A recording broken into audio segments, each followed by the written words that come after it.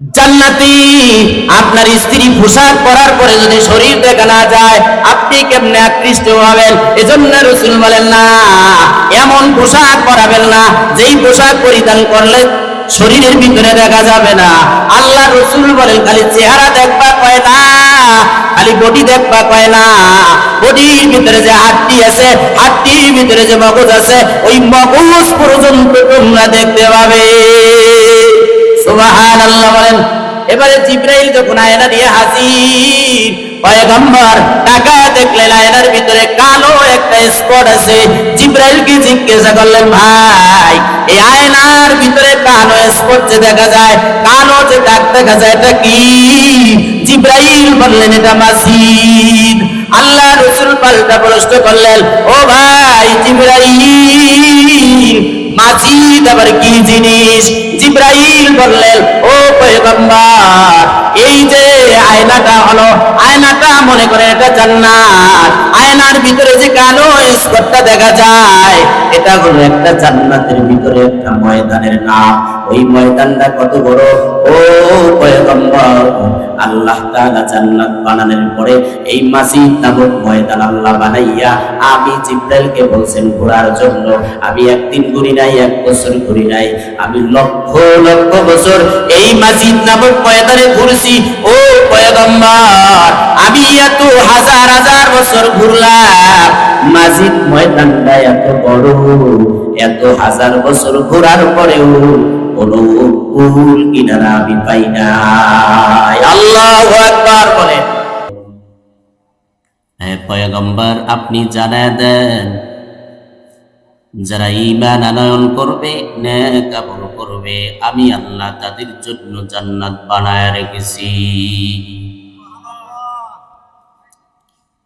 এক নাম্বার ঈমানের ঘোষণা দিয়েছেন আল্লাহ। এই বক্সে সাউন্ড নাই কেন?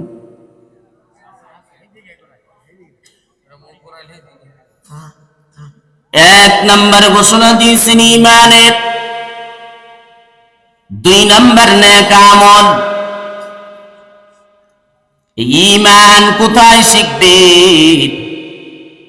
ঈমান শিখার জন্য কোরআনের মাদ্রাসার দরকার আছে না নাই? আওয়াজ দিতে হবে। ঈমান এমনি এমনি শিখা যাবে না। আল্লাহ রাসূল বলেন, প্রত্যেকটা বাচ্চা দুনিয়াতে আসার পর ঈমানের নূর নিয়ে দুনিয়াতে আগমন করে। আল্লাহ রাসূল বলেন, ক্বালা রাসূলুল্লাহ সাল্লাল্লাহু আলাইহি ওয়াসাল্লাম, কুল্লু মাউলুদিন ইউলাদু আলাল ফিতরা। প্রত্যেকটা বাচ্চা দুনিয়াতে আসে ঈমানের আলো নিয়ে। বাবা মা হিন্দু হওয়ার কারণে সন্তানটাকে হিন্দু বানায়, বাবা মা খ্রিস্টান হওয়ার কারণে সন্তানটাকে খ্রিস্টান বানায়, বাবা মা অগ্নি পূজক হওয়ার কারণে সন্তানটাকে অগ্নি পূজক বানায়। ঠিক নেই? মুসলমানের ঘরে জন্ম হওয়ার কারণে বাচ্চাটা ঈমানের আলো পায়, পাশাপাশি কোরআনের আলো পায়। তবে হিদায়াতের পথে চলার জন্য দুইটা আলো লাগবে। কয়টা আলো? আওয়াজ দেন, কয়টা আলো লাগবে? এক নাম্বার ঈমানের আলো, দুই নাম্বার কোরআনের আলো। এক নাম্বার ঈমানের আলো নিয়ে আপনিও দুনিয়াতে এসেছেন, আমিও দুনিয়াতে এসেছি। প্রত্যেকটা বাচ্চা যেই ধর্মের ভিতর থেকে দুনিয়াতে আসুক না কেন, আল্লাহ রাসূল বলেন প্রত্যেকটা বাচ্চা দুনিয়াতে আসে ঈমানের আলো নিয়ে। তবে ঈমানের আলোটা পরিপূর্ণ না। এটা পরিপূর্ণতায় তখনই পৌঁছাবে যখন আর একটা আলো যোগ হবে, সংযোজন হবে। ওই আলোটার নাম হলো কোরআনের আলো। ঠিক নেই? মানুষের চোখের আলো আছে না নাই? আওয়াজ দেন। আমাদের চোখের পাওয়ার আছে না নাই? সূর্যের আলো আছে না নাই? বাতির আলো আছে না নাই? সূর্যের আলো বেশি, চোখের আলো কম। এজন্যে সূর্যের আলো না থাকলে মানুষ দেখতে পায় না, চোখ অন্ধকার, দুইটা আলো ছাড়া মানুষ চলতে পারে না। একটা হলো চোখের আলো, আর একটা হলো সূর্যের আলো। সূর্যের আলো থাকলে মানুষ দেখতে পায়, ঠিক নেই? চোখ নাই, সূর্যের আলো আছে, অন্ধকার। আবার চোখ আছে, সূর্যের আলো নাই, রাত্রি বেলা দেখা যায় না, অন্ধকার, ঠিক নেই? ঠিক। এই কথা যদি বুঝেন ভাই, তাহলে মানুষের চলার জন্য, দেখার জন্য দুইটা আলো লাগবে, চোখের আলো আর সূর্যের আলো। দুইটার আলোর সমন্বয় একটা মানুষ দুনিয়ার সব কিছু দেখতে পায়। ঠিক, প্রত্যেকটা বাচ্চা দুনিয়াতে যখন পদার্পণ করে তখন সেই ঈমানের আলো নিয়ে আসে। ওই ঈমানের আলো ওই পরিপূর্ণ না, আর একটা আলো যোগ করতে হবে। ওই আর একটা আলোর নাম হলো কোরআনের আলো। এবারে জবাব দেন, কোরআনের আলো কোথায় পাওয়া যাবে? কথা বুঝেন না? কোরআনের আলো কোথায় পাওয়া যাবে? কোরআনের শিক্ষা কোথায় পাওয়া যাবে? আপনার ঘরে তো কোরআনের আলো নাই, টিভির আলো আছে, ঠিক নেই? টিভির গানের আওয়াজ আছে, কোরআনের আওয়াজ নাই। কোরআন শিক্ষা দেওয়ার জন্য, এই জন্যই মাদ্রাসায় পড়াতে হবে। কারণ আপনি একদিন থাকবেন না, আমিও একদিন থাকবো না। এই মাদ্রাসাগুলা থাকবে, আপনার সন্তানরা থাকবে।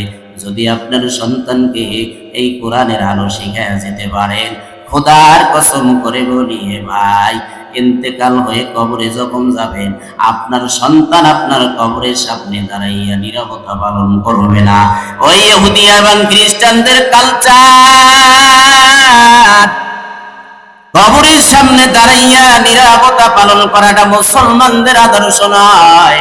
এটা হলো ইহুদি এবং খ্রিস্টানদের কালচার, এটা খ্রিস্টানদের আদর্শ, এটা মুসলমানদের আদর্শ নয়। আল্লাহ রাসূল বলেন, এ সন্তান, কবরের সামনে দাঁড়া, তোর বাবার জন্য সূরা ইয়াসিন তেলাওয়াত কর, সূরাতুল ইখলাস পাঠ কর, তেলাওয়াত কর, সূরাতুল ফাতিহা তেলাওয়াত করে যদি তুই মুনাজাত করে, আল্লাহর আদালতে দুইটা হাত বিছাইয়া দাও, আল্লাহর কুদরতি অন্তরের ভিতরে জোশ লেগে যায়।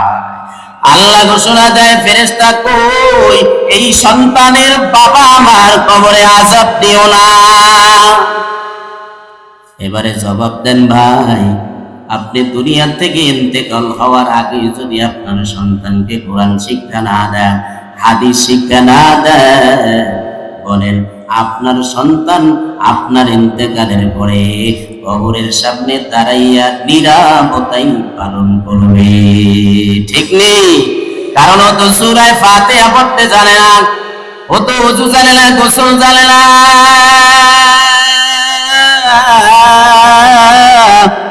কি শিক্ষা দিলেন?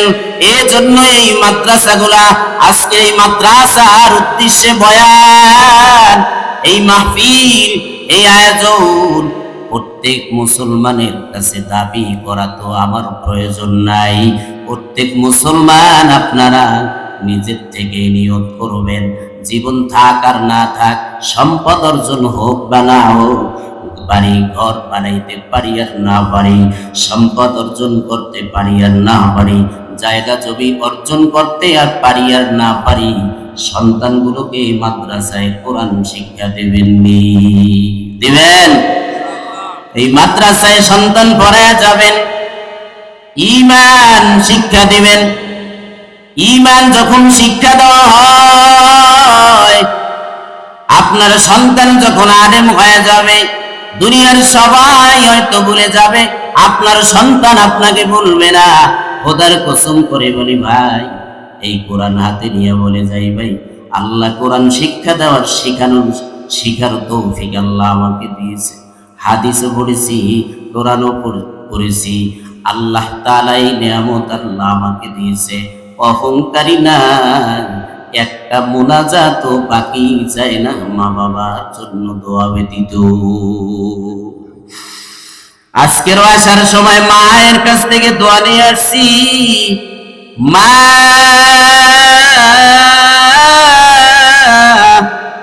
যার নাই সে বুঝে মা না থাকার কত কষ্ট, যার বাবা নাই সে বুঝে বাবা না থাকার কত কষ্ট, ঠিক নেই? এই দুইটা কর্মসূচি যারা পালন করবে আল্লাহ তাআলা বলেন তাদের জন্য রয়েছে জান্নাত। জান্নাতে যেতে রাজি আছেন তো ইনশাআল্লাহ? কারা কারা রাজি আছেন? নারায়ে তাকবীর। এখনো সবাই হাত তুলে নেয়, মানে যাইতে চায় না।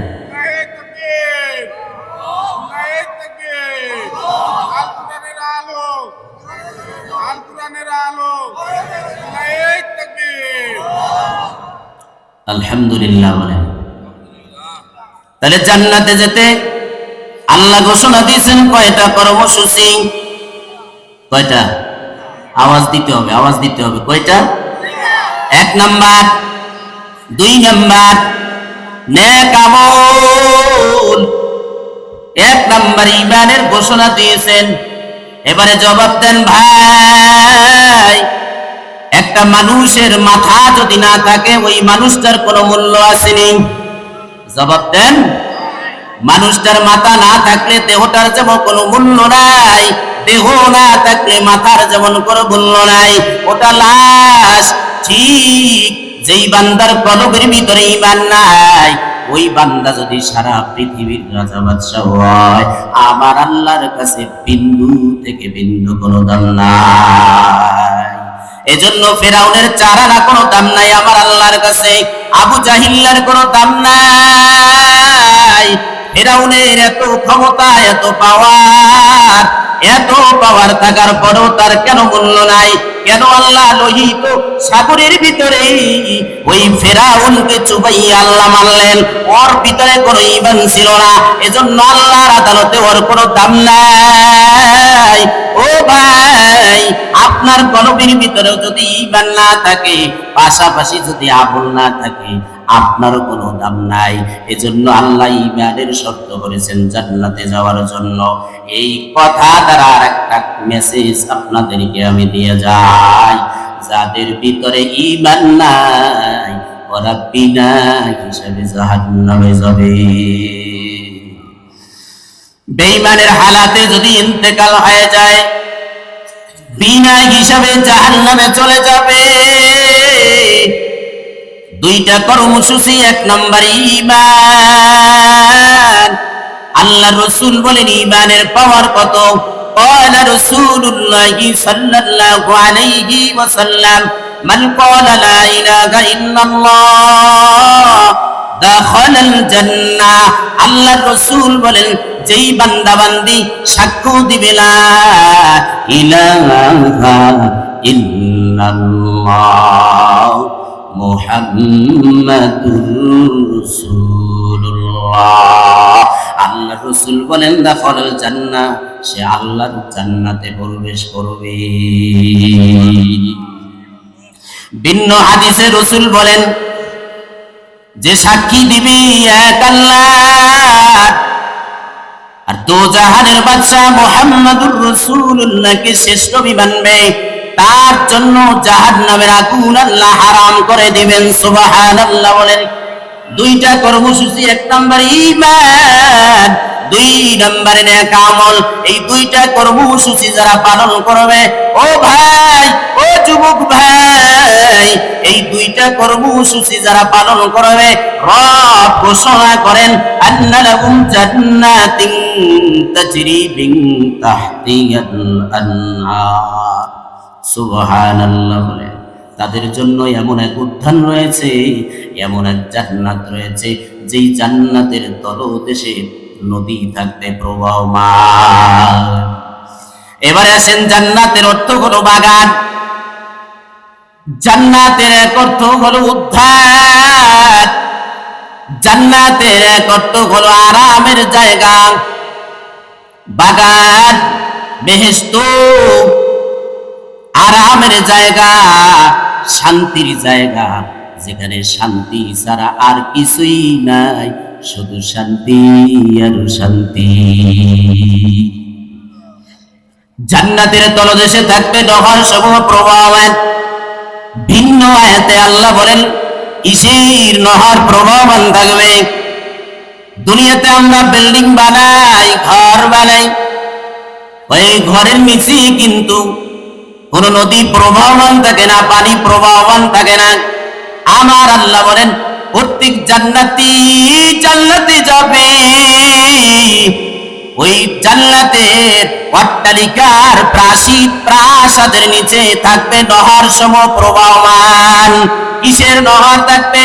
আল্লাহ তাআলা ভিন্ন আয়াতে বলেন মধুর নহর প্রবাহমান থাকবে, দুধের নহর প্রবাহমান থাকবে, মদের নহর প্রবাহমান থাকবে, এরপরে সুন্দর স্বচ্ছ শরাবের নহর প্রবাহমান থাকবে।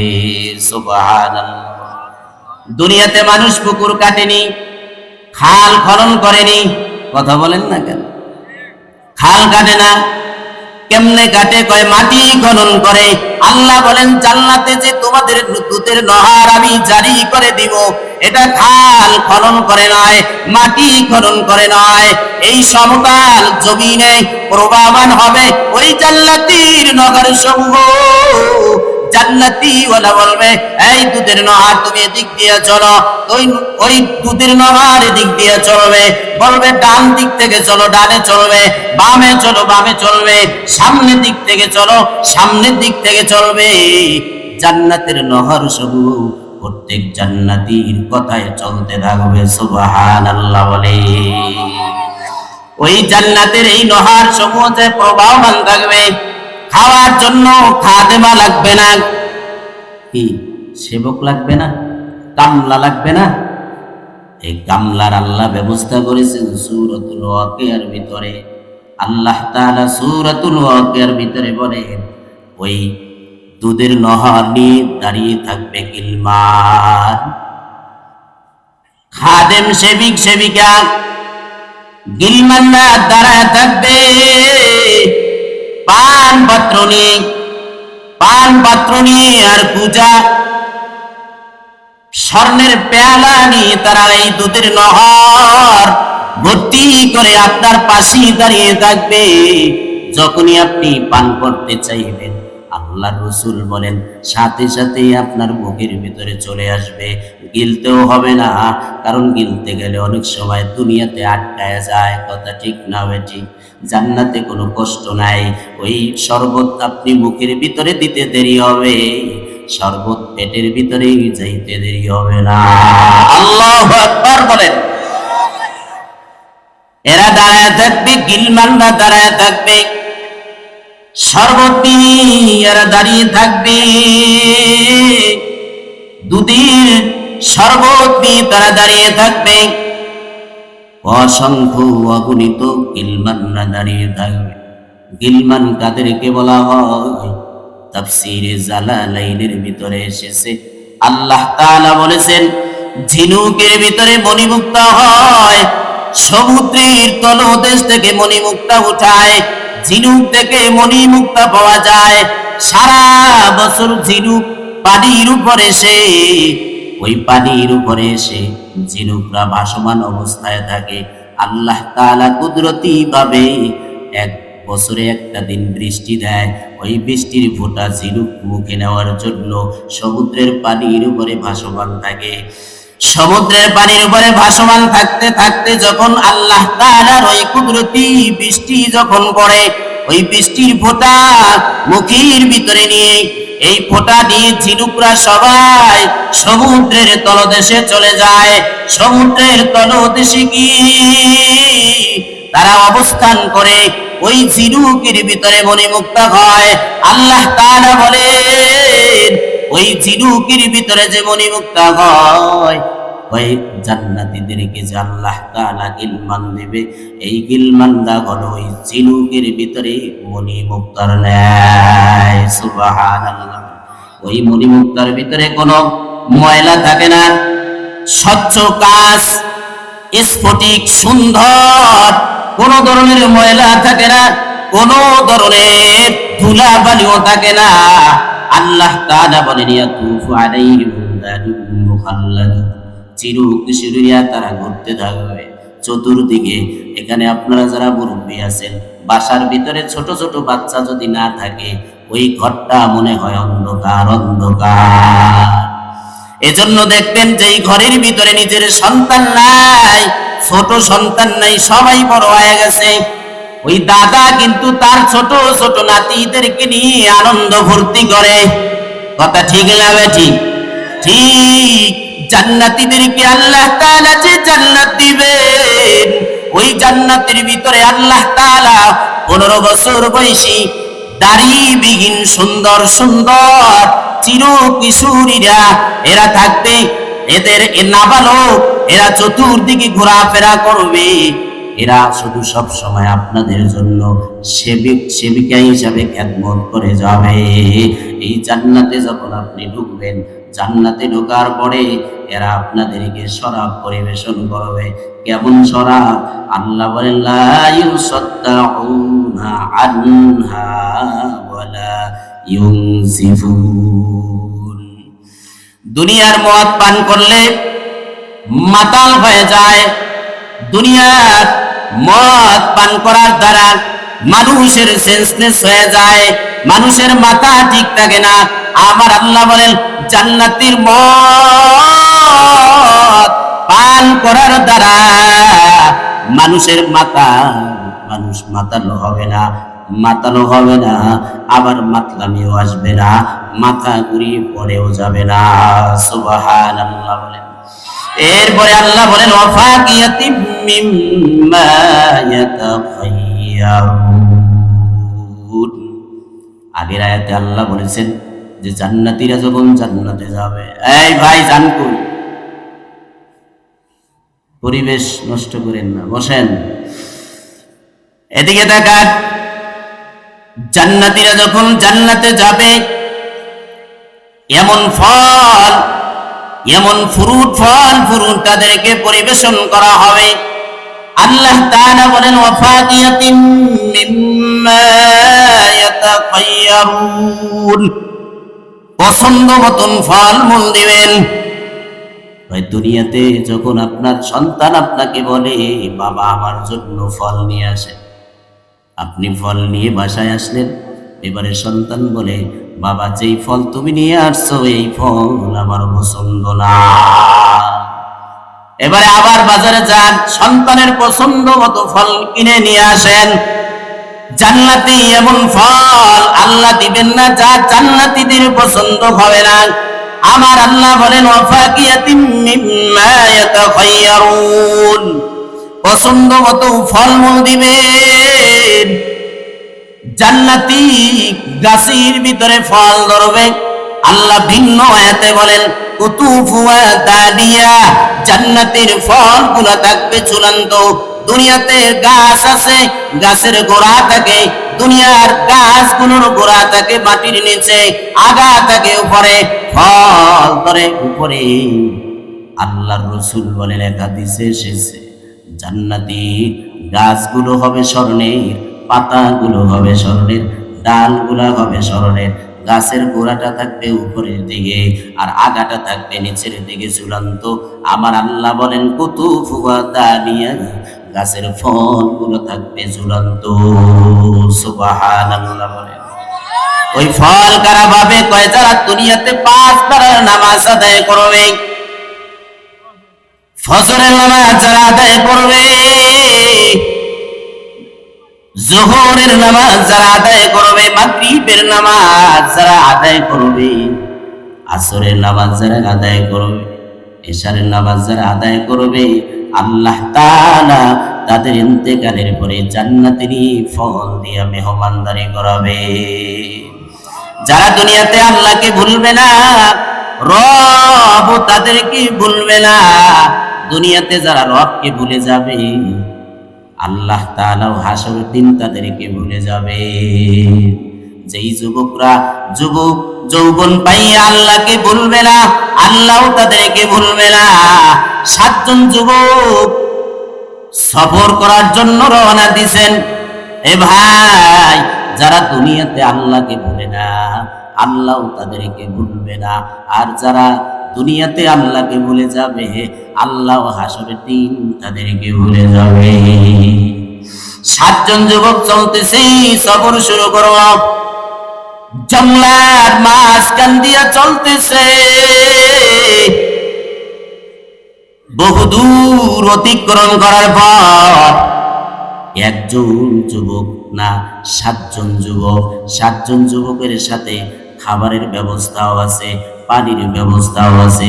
খাবার আর পানি নিয়ে তারা রওনা দিছে, বহুদূর সফর করবে। জঙ্গলার ভিতরে হাঁটতেছে, হাঁটতে হাঁটতে কি একটা পর্যায়ে জঙ্গলার ভিতরে তারা পথ হারিয়ে ফেললো। এবার সঠিক পথ আর তারা পাইতেছে না। জঙ্গলার ভিতর থেকে তারা বের হবে, সেই পথ আর তালাশ করে তারা পাইতেছে না। এবারে শুধু তালাশ করতেছে আর হাঁটতেছে। হাঁটতে হাঁটতে কয়েকদিন যখন হয়ে গেল, সাথে যে তারা খাবার নিয়ে গিয়েছিল ওই খাবার আর পানি এক সময় শেষ হয়ে যায়। এবার মরণাপন্ন, মরণ সামনে আসবে এমন একটা অবস্থা হয়ে গেছে। 7 যুবকের পেটের ভিতরে কোনো খাবার নাই, ক্ষুধার কারণে হাঁটতে হওয়ার পারে না। এবারে বলে, যদি এখানে আমরা বসে থাকি মরণ আমাদেরকে গ্রেফতার করবে, চেষ্টা করো সামনে আগাও। সামনে আমরা আগায় যাই, দেখি কোনো ব্যবস্থা হয় কিনা। সামনে যখন আগায় যায়, সামনে যখন আগায়, হঠাৎ করে তাকায় দেখে একটা হাতির বাচ্চা দেখা যায়। এবারে 6 জন যুবক ডেকে বলল, তাড়াতাড়ি হাতির বাচ্চাটাকে ধর, এটাকে ধরে আমরা জবাই করি, এরপরে গোশতগুলো কাবাব বানাইয়া ভুনা বানাইয়া আমরা খাই। একজন যুবক ডেকে বললে, ভাই হাতি মুসলমানের জন্য খাওয়া হালাল নাকি হারাম?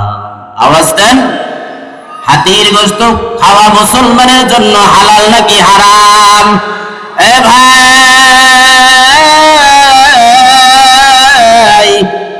হালালের মধ্যে বরকত আছে, হারামের মধ্যে কোনো বরকত নাই।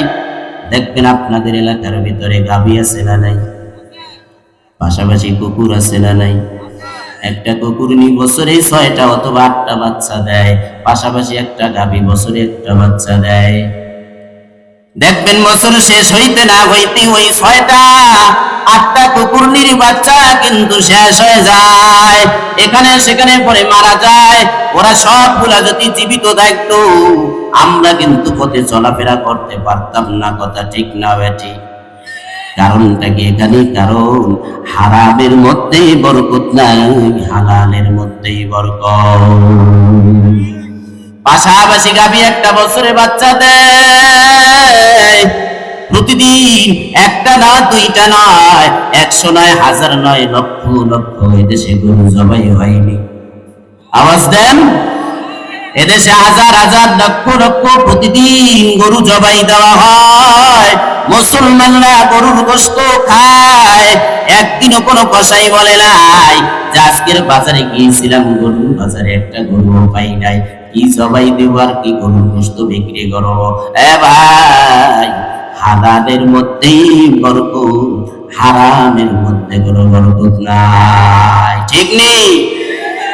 এই যারা সুদে টাকা লাগায়, যারা সুদখোর, দেখবেন ওদের টাকা আছে ঠিক কিন্তু বরকত নাই। আর ওই মাঠে কাজ করে কৃষক কিন্তু হারাম খায় না, সুদে টাকা লাগায় না, দিনের দিন খায়, তারপরও তার ঘরের ভিতরে শান্তি, সন্তান দিয়ে আল্লাহ শান্তি দিয়ে দেয়, স্ত্রী দিয়ে আল্লাহ শান্তি দিয়ে দেয়। এ ভাই, হালালের মধ্যেই বরকত, হারামের মধ্যে কোনো বরকত নাই। ঠিক নেই? হালাল পন্থায় যারা বিবাহ শাদী করেছেন বলেন বরকত আছে না নাই?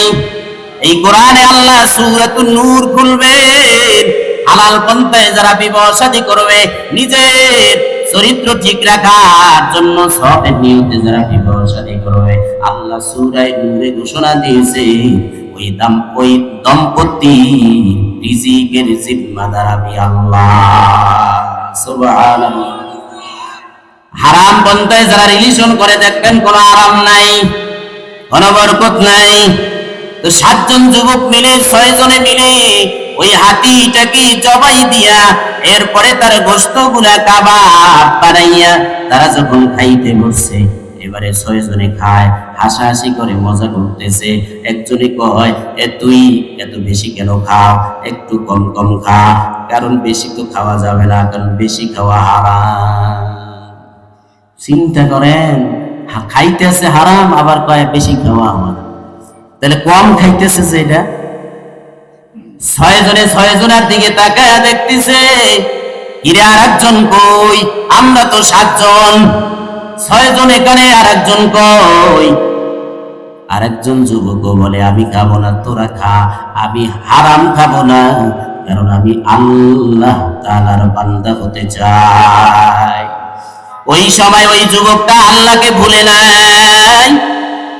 আল্লাহকে না ভুলার কারণে আল্লাহ তাআলা কুদরতি ভাবে যুবকটাকে সাহায্য করেছে।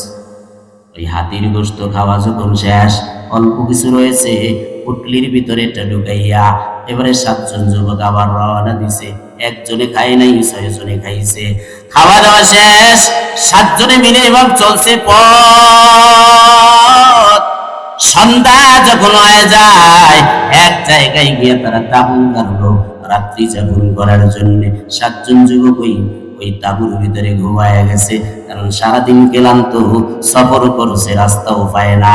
6 জনে খাইছে, খাইয়া এবারে ঘুম দিছে। আর একজন যুবক যে খায় নাই, ও শুইয়া শুইয়া আল্লাহর জিকির করতেছে। সন্ধ্যা যখন হয়ে গেল, ও ভাই,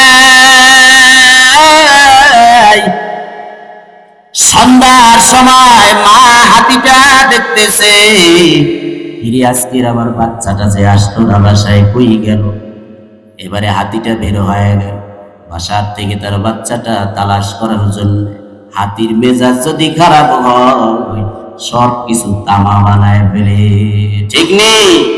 এই যে কিছুদিন আগে, কয়েক মাস আগে ঢাকা চিড়িয়াখানা মিরপুরে একটা বাচ্চা হাতি খেলাধুলা করতেছিল। ওই খেলাধুলা দেখতে গিয়ে একটা বাচ্চা ওই হাতি বল নিয়ে খেলতেছে। বলটা যখন পাশে চলে আসছে, বাচ্চা মানুষ বুঝে নাই, ওই বলটা নিয়ে সে নিজের কাছে আটকায় ফেলছে। হাতির আগে বাচ্চাটাকে পদপিষ্ট করে জায়গায় শেষ করে ফেলছে।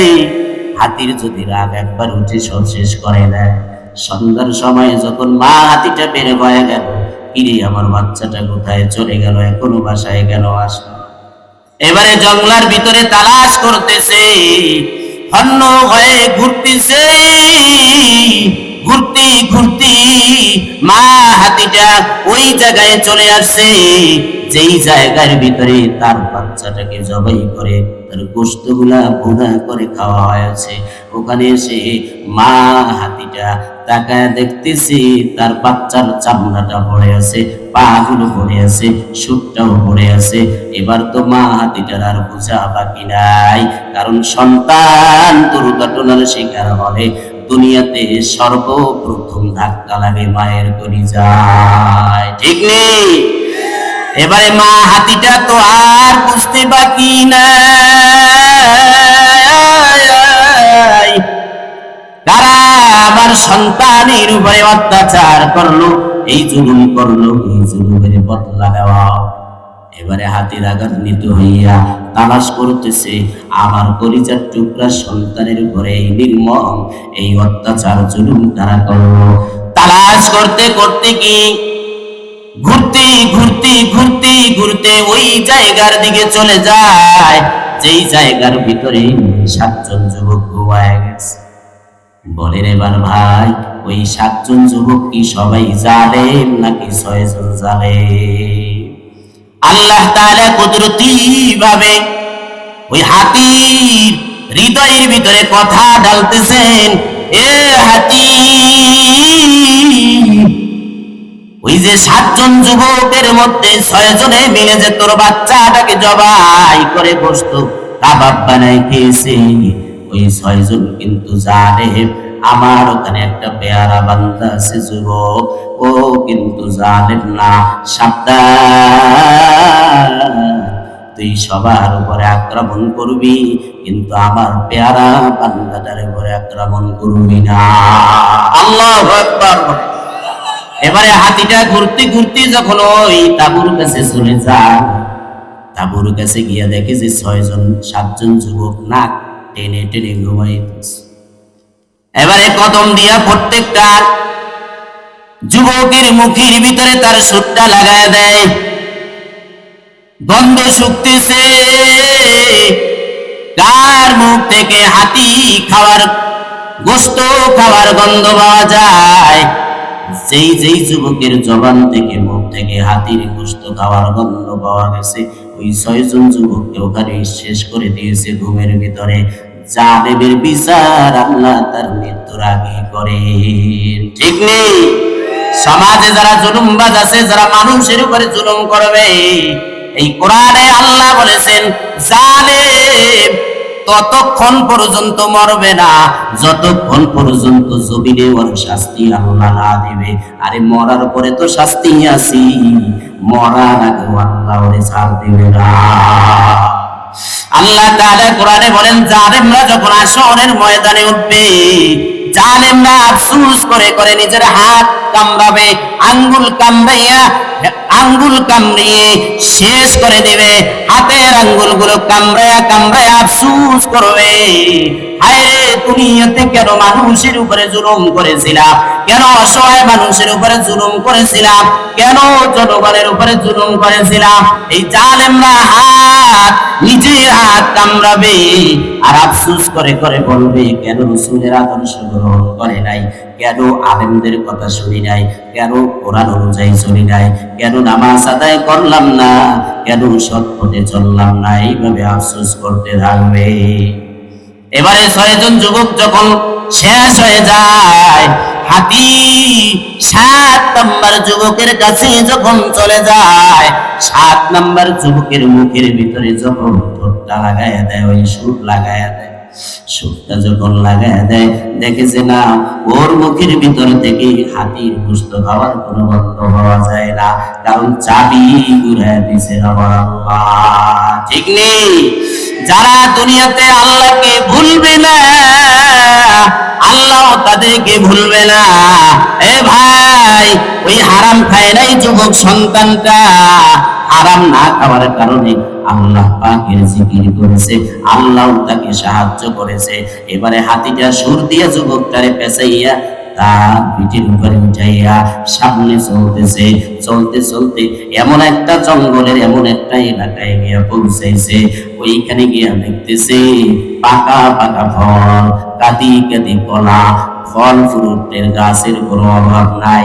ওখানে নিয়ে যখন নামায় দিস, সাউন্ড আপ ডাউন করতেছে, একটু সাউন্ড বাড়াইতে বলেন। নামায় দেওয়ার পরে এবারে যুবক ছেলেটা ওই পাকা পাকা ফলগুলোকে পেট ভর্তি করে ফেল। পেট ভর্তি করার পরে ওই হাতি আবার সুর দিয়া পেঁচাইয়া তার পিঠের উপরে উঠাইয়া লোকালয়ে পৌঁছায় দিছে। যারা দুনিয়াতে আল্লাহকে ভুলবে না, আল্লাহ তাদেরকে ভুলবে না, এজন্য জান্নাতে তাদেরকে আল্লাহ দিবে। যারা দুনিয়াতে আল্লাহকে ভুলবে না, যারা ফজরের সময় আল্লাহকে ভুলে নাই, জোহরের সময় আল্লাহকে ভুলে নাই, আসরের সময় আল্লাহকে ভুলে নাই, মাগরিবের সময় আল্লাহকে ভুলে নাই, ও অন্ধকারে অবস্থানরত আমার মা, আমার বোনেরা, যারা মাইকের আওয়াজ যত দূর যায় গভীর মনোযোগ দিয়ে শুনেন। আপনিও একদিন থাকবেন না, আমিও একদিন থাকবো না। এখানে কেউই থাকার জন্য আসি নাই। আমাদের প্রত্যেকের জীবনে আমাদের জীবনটা হলো চলমান ধাবমান। আমাদের জীবনের কোনো ইউটার্ন নাই। ইউটার্ন আছে নাকি আমাদের জীবনে? রাস্তায় যখন গাড়ি চলে ইউটার্নের ব্যবস্থা আছে। যদি পিছনে ফিরতে চাও, সামনে আগাও, ইউটার্নের ব্যবস্থা আছে। এই গাড়ির সামনে আগাইয়া তার উপরে পিছনে মোড় নাও, কিন্তু আমাদের প্রত্যেকের জীবনের কোনো ইউটার নাই। আসেনি? এখানে যুবক যারা আছেন অথবা যারা বৃদ্ধ আছেন, বৃদ্ধ মানুষ যারা, বাবা আপনারা যারা আছেন, আপনারা চাইলে কি যুবক হতে পারবেন? তাহলে পিছনে ফেরার কোনো কায়দা নাই, আমাদের সামনে চলতে হবে, সামনে চলতে হবে। ওই জান্নাত হলো আমাদের গন্তব্য। এবারে আসেন, জান্নাতে যাওয়ার পরে আল্লাহ তাআলা ফল মূল দিবেন, পছন্দ মতো ফল দিবেন। আমি বলেছি জান্নাতের ডাল, গাছের ডাল হবে স্বর্ণের, পাতাগুলো হবে স্বর্ণের, গাছটা হবে স্বর্ণের, আর ফলগুলো থাকবে নিচে ঝুলন্ত। আপনি আপনার চেয়ারে সিংহাসনে বসে আছেন, মনে চাইবে ফল খাইতে, সাথে সাথে আপনার ওই গাছ থেকে ফল ছিঁড়ে আপনার মুখের ভিতরে চলে আসবে। আল্লাহ রাসূল বলেন, যেই বোটা থেকে একটা ফল ছিঁড়ে আসবে, সাথে সাথে ওই বোটার ভিতরে আর একটা ফল ধরবে। ফলটা আপনার মুখের ভিতরে যখন চলে আসবে, সমুদ্রের ভিতরে ফেনা আছে না নাই? কথা বুঝতেছেন? সমুদ্রের পানির উপরে ফেনা আছে না নাই? এবারে জবাব দেন, ফেনা নরম না শক্ত? ফেনা যত নরম, তার থেকেও বেশি নরম হইয়া তারপরে ওই ফল আপনার পেটের ভিতরে চলে যাবে। ওই ফল আপনার চাবানো লাগবে না। দুনিয়াতে যদি ফল খাওয়ার ইচ্ছা করেন, তাহলে আগে বাজারে যেতে হবে, এরপরে দেখতে হবে 1 নাম্বার না 2 নাম্বার, ফরমালিন আছে না নাই, ভেজাল আছে না নাই, এটা আপনার দেখতে হয়। এরপরে কিনে আনবেন, বাসায় আনার পরে এই ফল আবার ধুইতে হবে, এরপরে কাটতে হবে, এরপরে মুখের ভিতরে দিতে হবে, এরপরে চাবাইতে হবে, এরপরে আপনার পেটে যাওয়ার পরে আমাশা শুরু হয়। ঠিক নেই? কিন্তু জান্নাতি ফল খাওয়ার পরে কোনো ধরনের সমস্যা হবে না। জান্নাতের ফলগুলো নিরে আল্লাহ তাআলা বলেন, ওয়াফাকিয়াতিম মিম্মা ইয়াতাখায়্যারুন, জান্নাতের ফলগুলো হবে জান্নাতীদের পছন্দ মতো ফল মূল আল্লাহ তাআলা দিবেন। এক হাদিস যদি শুনেন তাহলে মাথা নষ্ট হয়ে যাবে। জান্নাত কেমন জিনিস আল্লাহ বানাইছে, এক হাদিসে আল্লাহ রাসূল বলেন, হাদিসে কুদসি, যেই হাদিস আমি আপনাদের সামনে তেলাওয়াত করেছি, ক্বালাল্লাহু আযজা ওয়া জাল্লা আ'দাতু লিবাদিয়াস সালিহিন। আমার আল্লাহ বলেন, আমি জান্নাত নেককার বান্দার জন্য এমন জান্নাত প্রস্তুত করে রেখেছি, বানায় রেখেছি, মালাই রূপা। দুনিয়ার মানুষ কোনো চক্ষু দেখে নাই, কোনো মানুষের চোখ দেখে নাই, কান কখনো শ্রবণ করে নাই, মানুষের অন্তরে কখনো কল্পনা করে নাই। আল্লাহু আকবার বলে। আল্লাহ রাসূল বলেন, আল্লাহ তাআলা 4টা জিনিস নিজ কুদরতি হাত লাগাইয়া আল্লাহ তাআলা বানাইছে। কয়টা জিনিস? 4টা জিনিস আল্লাহ নিজ হাত লাগাইয়া বানাইছেন। বাকি যত কিছু আল্লাহ সৃষ্টি করেছেন সব কোন শব্দ বলে আল্লাহ বানাইছেন? ইন্নামাল আমরু। সূরাতুল ইয়াসিনের শেষের আয়াতে আল্লাহ তাআলা বলেছেন, যখনই আল্লাহ তাআলা কোনো কিছুর ইচ্ছা করেন, সাথে সাথে আল্লাহ তাআলা বলেন, কুন, তুমি হও, ফায়াকুন, সাথে সাথে ওটা হয়ে যায়। আমার আল্লাহ বলেন, আমি 4টা জিনিস নিজ কুদরতি হাত লাগাইয়া বানাইছি, বাকি সব জিনিস বানাইছি কুন বলে, কুন বলেছি, সাথে সাথে হয়ে গেছে। আর 4টা জিনিস আমি কুদরতি হাত লাগাইয়া বানাইছি, এর মধ্যে 1 নম্বরে কলম। আমি আল্লাহ কলম বানাইছি নিজ কুদরতি হাত লাগাইয়া। 2 নম্বরে জান্নাতুল ফিরদাউস বানাইছি আমি নিজ কুদরতি হাত লাগাইয়া। 3 নম্বরে পয়গম্বর আদমকে আমি বানাইছি নিজ কুদরতি হাত লাগাইয়া। 4 নম্বরে আরশ আযীমটা আমি বানাইছি নিজ কুদরতি হাত লাগাইয়া। সুবহানাল্লাহ। কলমটা বানানোর পরে লাউহে মাহফুজের ভিতরে কলমকে রেখে দেওয়ার পর আল্লাহ তাআলা কলমকে ইশারা করলেন, ও কলম তুমি লেখো। কলম জবাব দিল, আল্লাহ আমি কি লিখবো? বলল, আল্লাহ তাআলা বলেন, তুমি সব কিছু তাকদীর লিখে ফেলো। কার তাকদীর লিখবা? তাকদীর কলমে লেখা শুরু করে দিল। 7 আসমানের তাকদীর ওই কলম লিখে ফেলেছে, 7 জমিনের তাকদীর ওই কলম লিখে ফেলেছে। কখন 7টা আসমান ধ্বংস হয়ে যাবে, কখন সূর্যটা খসে পড়বে, কখন চন্দ্র খসে পড়বে, 7টা আসমান খানখান হয়ে যাবে, কখন ভূমিকম্প লাগবে, 7টা জমিন চৌচির হয়ে যাবে, পাহাড় গুলো তুলোর মতো উঠতে থাকবে। কলম সব কিছু তাকদীর লিখে ফেলেছে। ওই কলম পয়গম্বর আদম নবীর তাকদীর লিখে ফেলেছে। ওই কলম পয়গম্বর নূহ নবীর তাকদীর লিখে ফেলেছে। ওই কলম পয়গম্বর ইব্রাহিম আলাইহিস সালামের তাকদীর লিখে ফেলেছে। ওই কলম পয়গম্বর মূসা আলাইহিস সালামের তাকদীর লিখে ফেলেছে। ওই কলম পয়গম্বর ইউসুফ নবীর তাকদীর লিখে ফেলেছে। ওই কলম ঈসা আলাইহিস সালামের তাকদীর লিখে ফেলেছে। ওই কলম পয়গম্বর মুহাম্মদুর রাসূলুল্লাহর তাকদীর লিখে ফেলেছে। ওই কলম আপনার তাকদীর লিখে ফেলেছে। দুনিয়াতে কবে আসবেন, কোন দিন আর কোন রাত্রে, কোন সভায়, কোন সেকেন্ডে ইন্তেকাল করবেন, ওই কলম কিন্তু লিখে ফেলেছে। কবে দুনিয়াতে আসবেন, কবে দুনিয়া থেকে বিদায় হবেন, কবরে কত বছর থাকবেন, হাসরের ময়দানে কত বছর আল্লাহর সামনে দাঁড়ায়া থাকবেন, ওই কলম কিন্তু লিখে ফেলেছে। জাফাল কলম, কলম সব কিছুর তাকদীর লিখে ফেলার পর কলমের কালি শেষ, কলম এবার বন্ধ হয়ে গেছে। আমার আল্লাহ বলে 4টা জিনিস আমি কুদরতি হাত লাগাইয়া বানাইছি। এর মধ্যে জান্নাতুল ফিরদাউসটা আমি বানাইছি নিজ কুদরতি হাত লাগাইয়া। জান্নাতুল ফিরদাউস আল্লাহ 8টা জান্নাত বানাইছেন। জান্নাতুল ফিরদাউস, জান্নাতুন নাঈম, জান্নাতুল মাওয়া, জান্নাতু আদ, দারুস সালাম, দারুল করার, দারুল মুকাম। আল্লাহ 8টা জান্নাত বানাইছেন। এই 8টা জান্নাতের মধ্যে আল্লাহ তাআলা জান্নাতুল ফিরদাউস বানাইছেন নিজ কুদরতি হাত লাগাইয়া। আল্লাহ রাসূল বলেন জান্নাতুল ফিরদাউসের উপরে যে ছাদ আছে, ওই ছাদটা হলো আমার আল্লাহর আরশে আযীম। আরশে আযীমের উপরে আল্লাহ, আর জান্নাতুল ফিরদাউসে আল্লাহ বানাইছেন।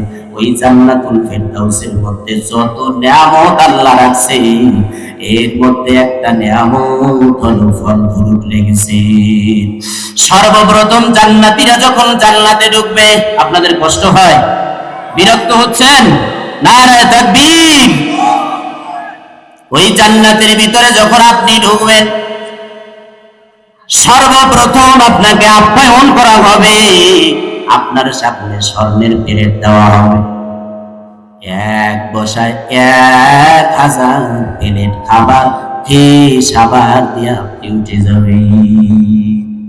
দুনিয়াতে একবার খাইলে দ্বিতীয়বার আর খাইতে বলে চায় না, কয়েককে পেট ভরে গেছে, ঠিক নেই? জান্নাতে এমনটা হবে না, যত খাইবেন ততই খাইতে মনে যাবে।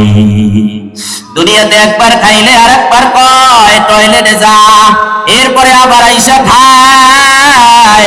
জান্নাতীরা জান্নাতে যাবে, জান্নাতের ভিতরে কোনো পেশাব পায়খানাও নাই। জান্নাতের ভিতরে জান্নাতীওয়ালা মানুষগুলা এত সুন্দর, সূর্যের আলো যেমন যত পাওয়ার তার থেকেও বেশি সুন্দর হবে। আল্লাহ রাসূল এক হাদিসের ভিতরে বলেন যে আল্লাহ তাআলা আমার সামনে সব নবীদের উম্মতদেরকে হাজির করলেন। আমি তাকায় দেখলাম এক নবীর সাথে 2 জন উম্মত, আর এক নবীর দিকে আমি তাকায় দেখলাম একজন মাত্র অনুসারী, আর কোন অনুসারী নাই। আমি আর একদিকে তাকাইলাম, আমি তাকায় দেখতেছি বিশাল একটা দল। আমি মনে করতেছিলাম যে এটাই বুঝি আমার উম্মত। আল্লাহ তাআলা বলেন না, এটা আপনার উম্মত না, এরা হলো মূসা পয়গম্বরের উম্মত। এবারে আমাকে বলা হলো আপনি অন্য দিগন্তে তাকান। আমি যখন তাকাইলাম, আমি তাকায় দেখলাম হাজার না লক্ষ না কোটি কোটি মানুষ দেখা যায়। এবারে আমাকে ঘোষণা দেওয়া হলো এই যে কোটি কোটি আপনার উম্মত, এদের ভিতরে এমন 70,000 আপনার উম্মত আছে যারা বিনা হিসাবে আল্লাহর জান্নাতে যাবে। আর আস্তে করে বলেন সুবহানাল্লাহ। কালকের বললেন, আর জোরে বলেন সুবহানাল্লাহ। বিনা হিসাবে জান্নাতে যাবে কত হাজার? আওয়াজ দেন। 70,000। এদের 4টা গুণ মুখস্থ করা যাবে না। এই 70,000 যে বিনা হিসাবে জান্নাতে যাবে এই ঘোষণা দেওয়ার পর আল্লাহ রাসূল উতরায় চলে গেলেন। সাহাবায়ে কেরাম এবার প্রশ্ন শুরু করলেন, আলোচনা শুরু করলেন, পর্যালোচনা করতে লাগলেন। কারা এই 70,000? কেউ কেউ বলল এরা হলো আল্লাহ রাসূলের সাহাবায়ে কেরাম। আবার একজনে বলল কয় না, যারা ঈমান আনার পরে আল্লাহর সাথে শরীক করে নাই, আল্লাহর সাথে অংশীদার বানায় নাই, যেমন হিন্দুরা বানাইছে, খ্রিস্টানরা বানাইছে, ইহুদিরা বানাইছে, মুসলমানরা শিরিক করতে পারে না। সাহাবায়ে কেরাম বলেন যারা শিরিক করে নাই এরাই হলো 70,000 অন্তর্ভুক্ত। এভাবে আলোচনা চলতেছে।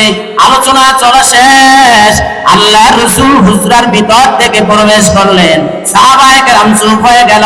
আল্লাহ রাসূল জিজ্ঞাসা করলেন, ও আমার সাহাবায়ে কেরাম, এবারে জবাব দাও, তোমরা কোন বিষয় নিয়ে আলোচনা করতেছিলে?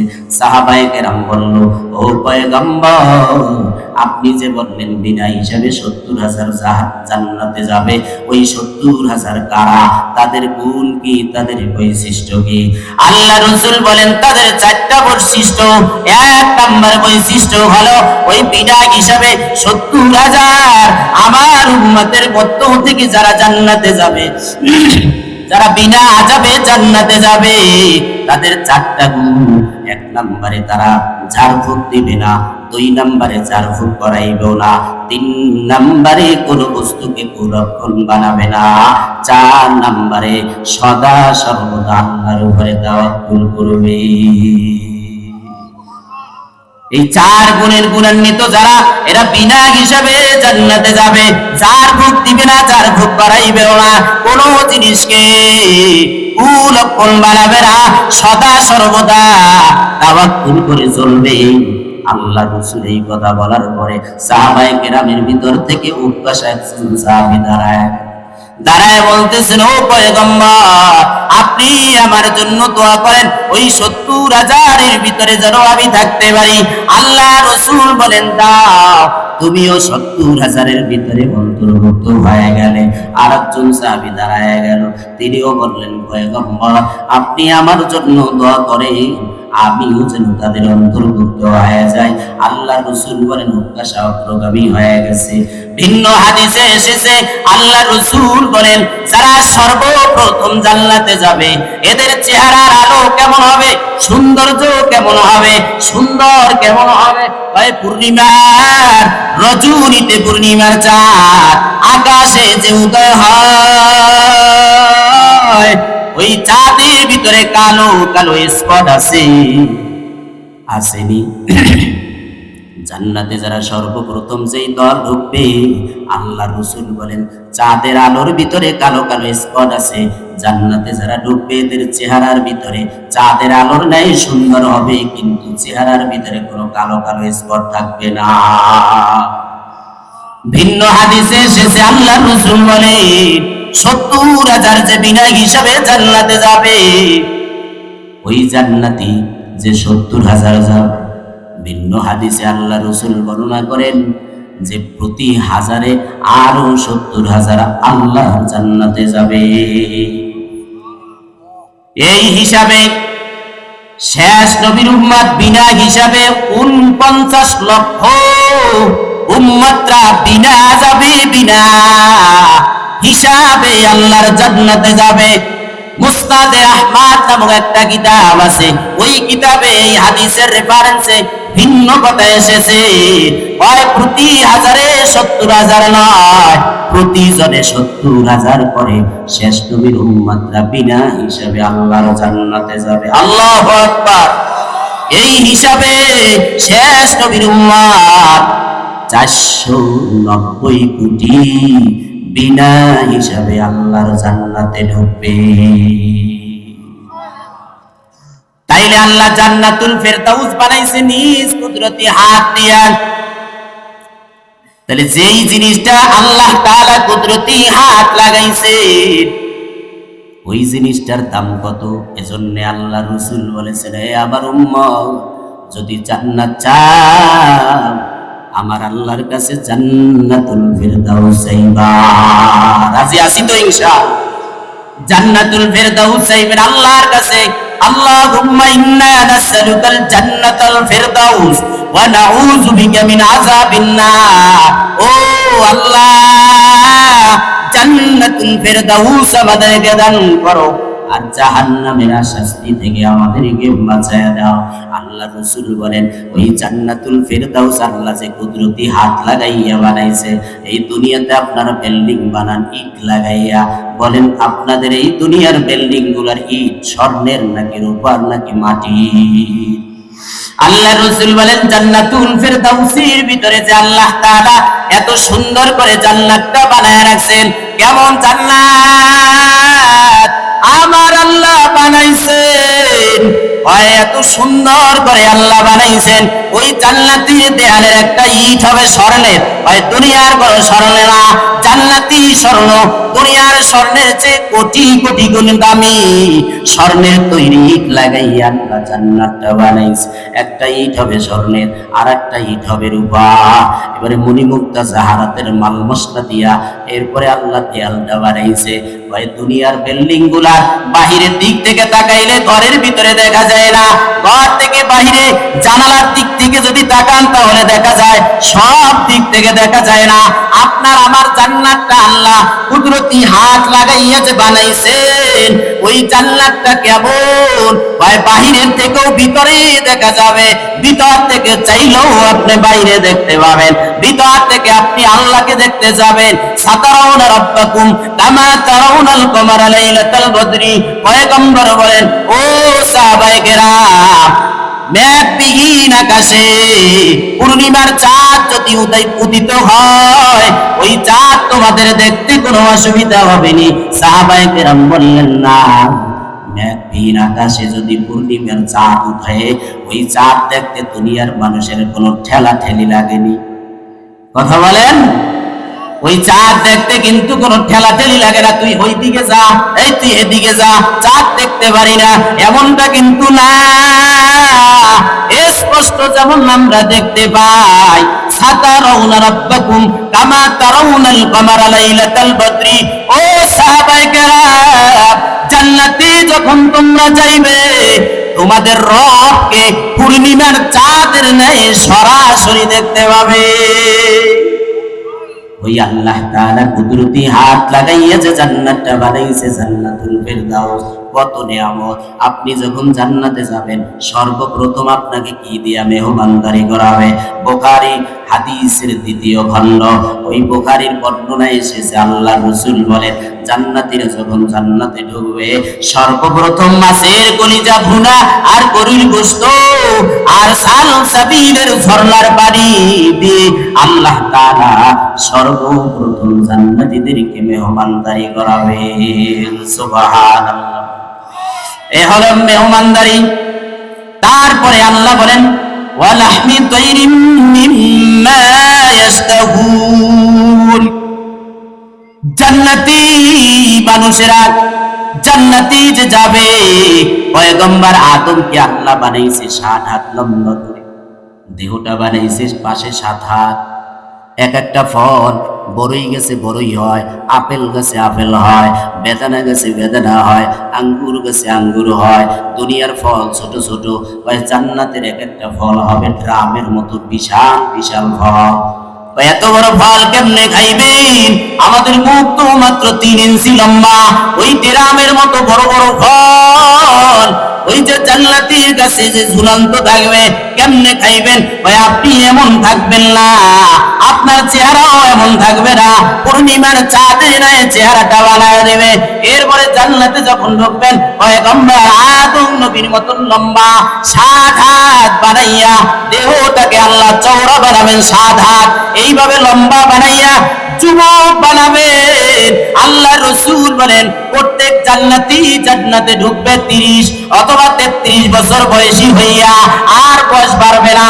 এ যুবক ভাই, যারা যৌবন বয়স পাইয়া গুনাহ করতেছো, তোমার যৌবনটা একদিন শেষ হয়ে যাবে, গুনাহগুলো কিন্তু থেকে যাবে। এই যৌবনটা আল্লাহ দিয়েছেন বড় নিয়ামত, এই নিয়ামতটা হারাম কাজে ব্যবহার করিও না। আল্লাহ তাআলা যেদিন জান্নাত দিবে, 33 বছর যুবক বানাইয়া আল্লাহ জান্নাত দিয়ে দিবে। ভয় দুনিয়াতে মরার ভয় আছে, ভয় যৌবন যাওয়ার ভয় আছে, জান্নাতেই মরণ নাই, জান্নাতে বুড়া হওয়ার কোনো ভয় নাই। সুবহানাল্লাহ। বিরক্ত হচ্ছেন ভাই? চলবে? থাকবেন নাকি ভাগবেন? দেখি তো কেরা কারা থাকবেন না। মাশাআল্লাহ। এবারে জান্নাতীরা যখন জান্নাতে যাবে, আল্লাহ বলেন ওয়ালাহমি তাইরিম মিম্মা ইয়াশতাহুন, কাঙ্ক্ষিত পাখির গোশত দিয়া আল্লাহ তাআলা পরিবেশন করাবে। এই আয়াতের ব্যাখ্যা এসেছে, আল্লাহ রাসূল বলেন উটের ন্যায় বিশাল বিশাল পাখি আকাশে উড়ে যাবে, জান্নাতীরা সিংহাসনে বসা থাকবে। এমত অবস্থায় তাকায় দেখবি যে পাখি আকাশে উড়ে যায়। যখনই সে মনে চাইবে হায় রে এই পাখিটা জানি কত সুন্দর, এর গোশতটা না জানি কত সুস্বাদু, যদি খেতে পারতাম। আল্লাহ রাসূল বলে এই মনে চাইতে দেরি হবে, ওই উড়ন্ত পাখিটা কাবাব হয়ে গুনাহ হয়ে তার সামনে হাজির হইতে দেরি হবে না। আরো মজার কথা হলো, এই পাখির গোশত আপনি আমি খাওয়ার পরে হাড্ডিগুলো যখন ফেলে দিবেন, পাখি হয়ে আবার আকাশে উড়ে যাবে। ওয়ালাহমি তাইরিম মিম্মা ইয়াশতাহুন, কাঙ্ক্ষিত পাখির গোশত আল্লাহ তাআলা দিবেন। এরপরে চমৎকার নিয়ামতের কথা আল্লাহ বলেন ওয়াহুরুল আইন। বউ লাগবে নি? বউ কথা কয় না? হ্যাঁ হ্যাঁ, এই শীতের দিনে যুবকরা যদি বিয়ে শাদী করতে না পারে, কম্বল গরম হয় না, ঠিক নেই? যুবক যারা আছে এরা কিন্তু ঠিকই কইতেছে, হ্যাঁ ঠিক। আল্লাহ তাআলা যুবকদেরকে বিবাহ শাদী করার তৌফিক দান করেন, বলেন আমিন। হুরুল আইন চলবে? আল্লাহ তাআলা জান্নাতে বড় নিয়ামত যত দিবেন, এর মধ্যে হুরে আইন, আনাত নয়না, ডাগর চক্ষু বিশিষ্ট সুন্দরী রূপসী, এত সুন্দর, এত সুন্দরী আন করা, এত সুন্দরী হবে। আল্লাহ রাসূল বলেন ওই জান্নাতে হুর যে আল্লাহ কুদরতি হাত দিয়ে বানায় রাখছে, ওরা যদি জান্নাত থেকে বের হইয়া এই পৃথিবীতে উকি মারে, সারা পৃথিবীটা আলোকিত হয়ে যাবে, সুরভিত হয়ে যাবে। ওই জান্নাতি হুরদের তো বুকের ভিতরে কোনো থুথু থাকবে না। তারপর পয়গম্বর দৃষ্টান্ত দিয়েছেন, ওই হুর যদি কোন নোনা সমুদ্রে নিক্ষেপ করে, 7 সমুদ্র মিঠা হয়ে যাবে। এই হুরদেরকে আল্লাহ এত সুন্দর করে বানাইছেন, এত সুন্দরী করে বানাইছেন। আল্লাহ তাআলা 3 ভাবে দৃষ্টান্ত দিয়া বুঝাইছেন।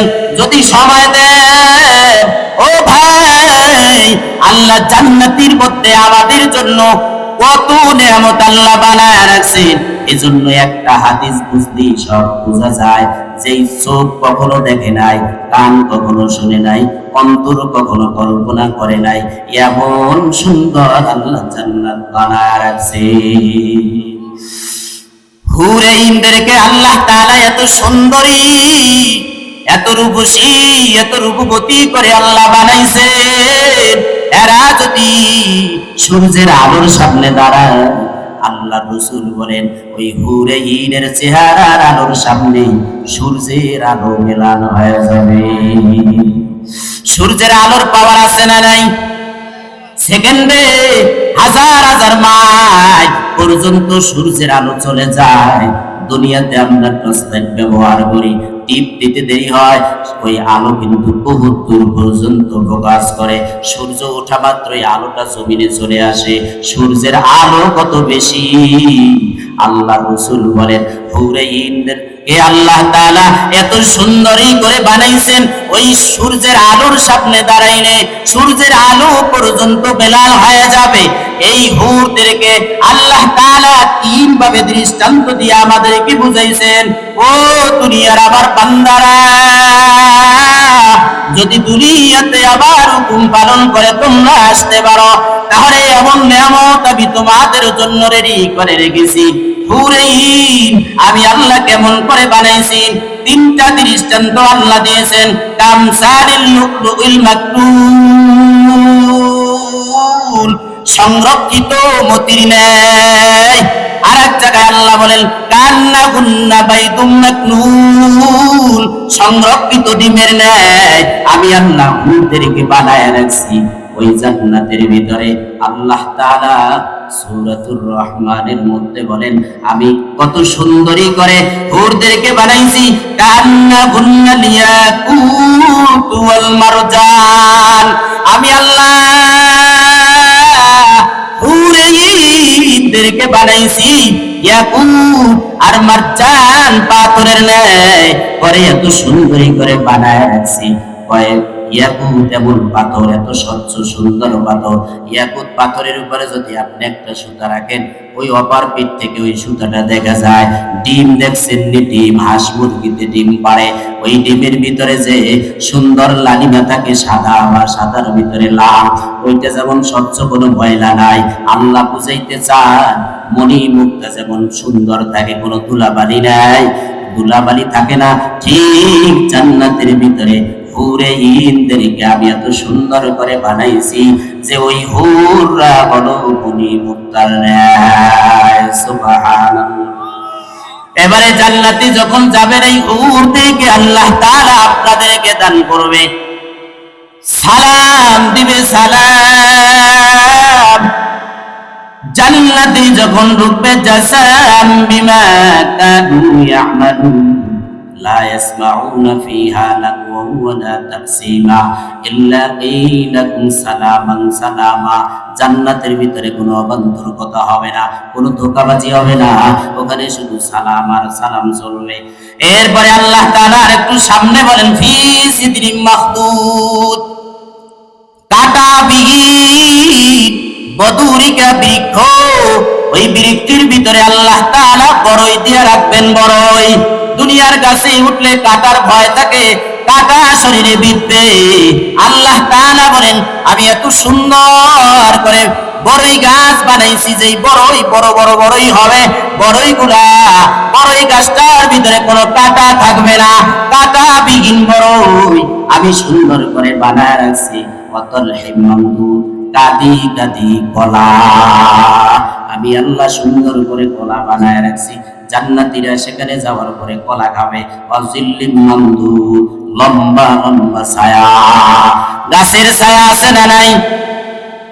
এক হাদিসে এসেছে, জান্নাতে যে আল্লাহ তাআলা গাছ বানাইছেন, ওই প্রত্যেকটা গাছের এক একটা ডালের যে ছায়া, ছায়ার এক মাথা থেকে তেজস্বী একটা ঘোড়া যদি দাপড়াইতে থাকে, দৌড়াইতে শুরু করে দেয়, 100 বছর অথবা 500 বছর দৌড়ায়, একটা ডালের ছায়ার এক মাথা থেকে আরেক মাথা শেষ করতে পারবে না। এত সুন্দর করে আল্লাহ জান্নাতটাকে সাজাইছেন। আল্লাহ তাআলা জান্নাতের ভিতরে এত নিয়ামত আল্লাহ তাআলা যে দিবেন, কাদেরকে দিবেন? ভাই দুনিয়াতে যারা নেক আমল করবে, ঈমান আনার উপরে যারা নেক আমল করবে, রাজি আছেন তো? হ্যাঁ, নেক আমল করতে রাজি আছেন? নেক আমল যারা করবে এদেরকে আল্লাহ তাআলা জান্নাত দিবেন। এজন্য কোন এক আল্লাহওয়ালা বলেন, জান্নাতি যে যাবে, প্রত্যেকটা মানুষের কয়েকটা স্টেশন পাড়ি দিতে হবে। ওই মানুষের জীবনটা বড় চলমান, ধাবমান, কোনো বিরতি নাই, সময় যেমন চলতেছে কোনো থামাথামি নাই, ঠিক মানুষের জীবনটাও চলতেছে। বলেন এখানে আপনারা যারা আছেন মায়ের গর্ভ থেকে আসার পরে আপনার বয়সটা কি স্টপ হয়ে আছে নাকি চলতেছে? তাহলে আমাদের প্রত্যেকের জীবনটা বড় চলমান। আমাদের জীবনে কয়েকটা স্টেশন পাড়ি দিতে হবে। ও ভাই, মায়ের গর্ভে আসার আগেই আমরা আলমে আরোহার ভিতরে ছিলাম। ওখানে আমাদের রূহগুলো আল্লাহ তাআলা রেখে দিয়েছেন সৃষ্টি করে। এরপরে 10 মাস 10 দিন লাগাইয়া মায়ের গর্ভের ভিতরে আল্লাহ তাআলা কুদরতি হাত দিয়া আপনার আমার চেহারাটাকে সুন্দর করে বানাইয়া 6 মাস যখন কমপ্লিট হয়ে গেছে, 6 মাস কমপ্লিট হওয়ার পর আল্লাহ তাআলা রূহটাকে, আপনার আমার রূহটাকে মায়ের গর্ভের ভিতরে আমার ভিতরে দিয়া আল্লাহ তাআলা 10 মাস 10 দিন কমপ্লিট করার পর ওই জগৎ থেকে আল্লাহ তাআলা আমাদেরকে আরেকটা জগতে পাঠাইছে, আরেকটা স্টেশনে পাঠাইছে। 2 নাম্বার স্টেশন হলো আলমে দুনিয়া। আমরা দুনিয়াতে চলতেছি, 2 নাম্বার স্টেশন পাড়ি দিতে হবে। 3 নাম্বার স্টেশনের দিকে আমরা চলতেছি। 3 নাম্বার স্টেশন হলো আলমে বারজাখ, কবর জগতের দিকে আমরা অগ্রসর হইতেছি। এ ভাই, আমরা প্রত্যেকেই মনে করতেছি আমাদের বয়স বাড়তেছে। না না, আমাদের বয়স বাড়ে না, আমাদের বয়স দিন দিন কমতেছে। ঠিক নেই? আল্লাহ তাআলা যদি আপনার আমার বয়স 70 বছর নির্ধারণ করে দেয়, 30 বছর যদি মাইনাস হয়ে যায়, আর বাকি আছে 40 বছর, একদিন গেছে মানে 40 বছর থেকে একটা দিন মাইনাস হয়ে গেছে। যুবক ভাই, ও যুবতী বোনেরা আমার, ও পর্দার অন্তরালে অবস্থানরত আমার মা বোনেরা, দিলের কানটা লাগায়া শুনে, এই সামনে 31 নাইট আসতেছে নি জীবন থেকে যুবক যুবতীরা 31 নাইটে হ্যাপি নিউ ইয়ার পালন করবে, ডার্লিংকে জড়ায় ধরবে, বয়ফ্রেন্ড আর গার্লফ্রেন্ড মিলে কত কি যে তারা করে। আল্লাহ যদি গজব না দেয়, আল্লাহ তাআলা যাতে গজব না দেয়, সেই তো আল্লাহর কাছে করতেছি। আল্লাহ আমার যুবক আর যুবতী বোনদেরকে কুদরতি ভাবে হেফাজত করেন। এই জীবন থেকে যে একটা বছর মাইনাস হয়ে গেল, কোন যুবক যুবতীরা কিন্তু এই চিন্তা করে না আমার হায়াত থেকে একটা বছর যে মাইনাস হয়ে গেল, আরে এই হায়াতে আমি কতদিন নামাজ ছেড়ে দিলাম, এই হায়াতেই কত গুনাহের কাজ করলাম। হ্যাপি নিউ ইয়ার, এই যে 31 নাইট যে আমি পালন করব, কিসের জন্য পালন করব, কেন পালন করব? এই কালচার তো ইহুদি এবং খ্রিস্টানদের কালচার, এটা মুসলমানদের কালচার না। ঠিক নেই? এটা মুসলমানদের কালচার না, এটা ইহুদি এবং খ্রিস্টানদের কালচার। 3 নাম্বার স্টেশনের দিকে আমরা চলতেছি।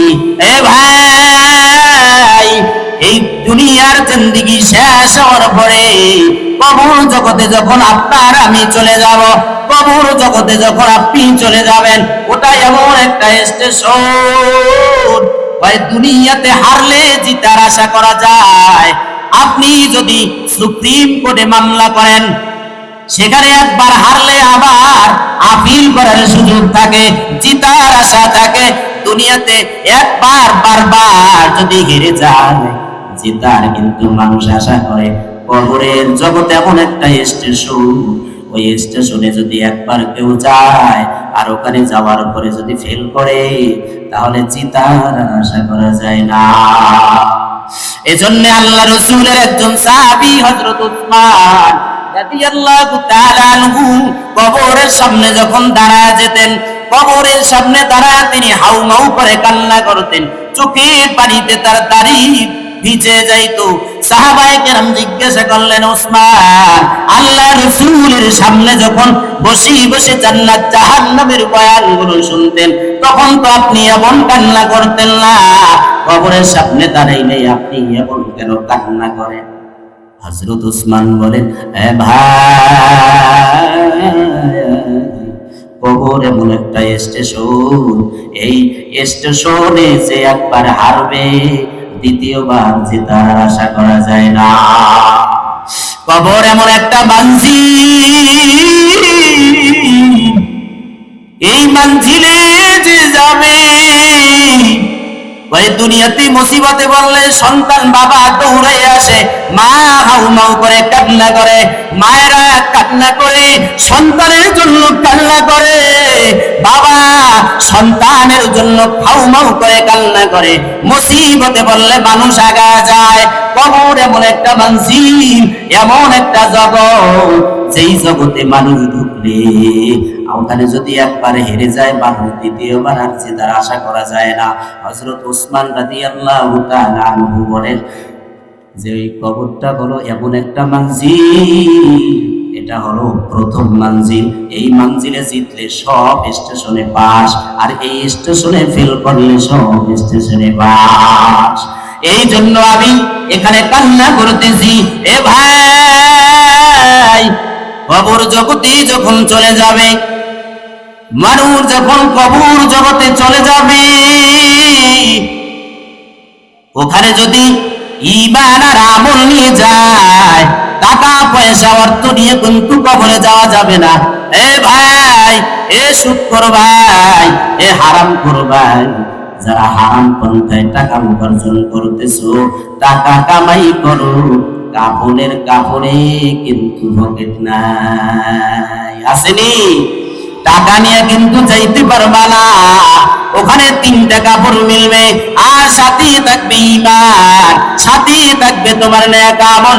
কোরআন শিখলে কোরআন থাকবে, নামাজ পড়লে নামাজ থাকবে, রোজা রাখলে রোজা থাকবে, দান সদকা করলে এগুলোই থাকবে। সন্তানটাকে যদি আলেম বানায় যান, এটাই আপনার কাছে আসবে, এগুলোই আপনার সাথে যাবে। আল্লাহ রাসূল বলেন, মানুষ যখন ইন্তেকাল করে 3টা জিনিস তার সাথে যায়। কয়টা জিনিস? 3টা জিনিস তার সাথে যায়। 1 নাম্বার তার ধন সম্পদ তার সাথে যায়, স্ত্রী সন্তান আত্মীয় স্বজনরা তার সাথে যায়। 3 নাম্বার নেক আমল তার সাথে যায়। আল্লাহ রাসূল বলেন, মানুষটার ইন্তেকালের পর এই মানুষটা যখন কবরে রাখা হবে, তখন ধন সম্পদ ফিরে আসে, তার আত্মীয় স্বজন তার স্ত্রী ফিরে আসে। যেই সন্তানের জন্য হারাম পন্থায় কামাই করলে ওই সন্তান কিন্তু আপনার কবরে যাবে না। যেই স্বামীর সাথে মিলে বেপরদায় নারীরা চলেছে, ওই স্বামীর সাথে কিন্তু আপনি যাবেন না। যে স্ত্রী মারা গেছে, ওই স্ত্রীর সাথে কিন্তু স্বামী যাইতে চায় না। সন্তান বাবার সাথে কবরে যেতে চায় না। এর বাস্তবতা কয়েক বছর আগের দিকে তাকান, ওই করোনা ভাইরাসের সময় যখন মানুষগুলা মারা গেছে, ওই সময় আমরা দেখেছি বাবা মারা গেছে, সন্তান বলে, হুজুর আপনারা নিয়ে দাফন দেন, আমি সাথে যেতে পারবো না। ঠিক না বেঠি? আমি গ্লাসের ভিতরে থাকবো, আমি বাবার সাথে যেতে পারবো না। ওই সময় নজির বিহীন উলামায়ে কেরাম এমন কাজ করে মানুষদেরকে দেখা দিয়েছে। উলামায়ে কেরাম গিয়া যেইখানে করোনার ভাইরাসে আক্রান্ত হইয়া মানুষগুলা মারা গেছে, ওদেরকে দাফন কাফন গোসল করাইয়া সুন্দরভাবে দাফন কাফন কিন্তু উলামায়ে কেরাম করেছে। ঠিক নেই? ওই সময় কিন্তু কোনো সন্তান বাবার জানাজায় শরীক হয় নাই, সন্তানের জানাজায় বাবাও শরীক হয় নাই। এ মা, এ বোন, কার পিছনে আপনি সময় দেন? আল্লাহকে ভুলবেন না, আল্লাহ আপনাকে ভুলবে না। আল্লাহর হুকুম মেনে চলেন, স্বামীর খেদমত করেন, দেখবেন আল্লাহ জান্নাত দেবে। এই নারীদের জন্য বয়ানের চিঠি পাঠাইছে আমার কাছে। আমি 4টা কথা বলেই আমার বয়ানের শেষের দিকে আমি চলে যাব। কেউ উঠবেন না ভাই। মা বোনরা যদি মাত্র 4টা আমল করে, কয়টা আমল? এই আওয়াজ দেন, কয়টা আমল? আল মাররাতু ইযা সাল্লাত খামসাহা,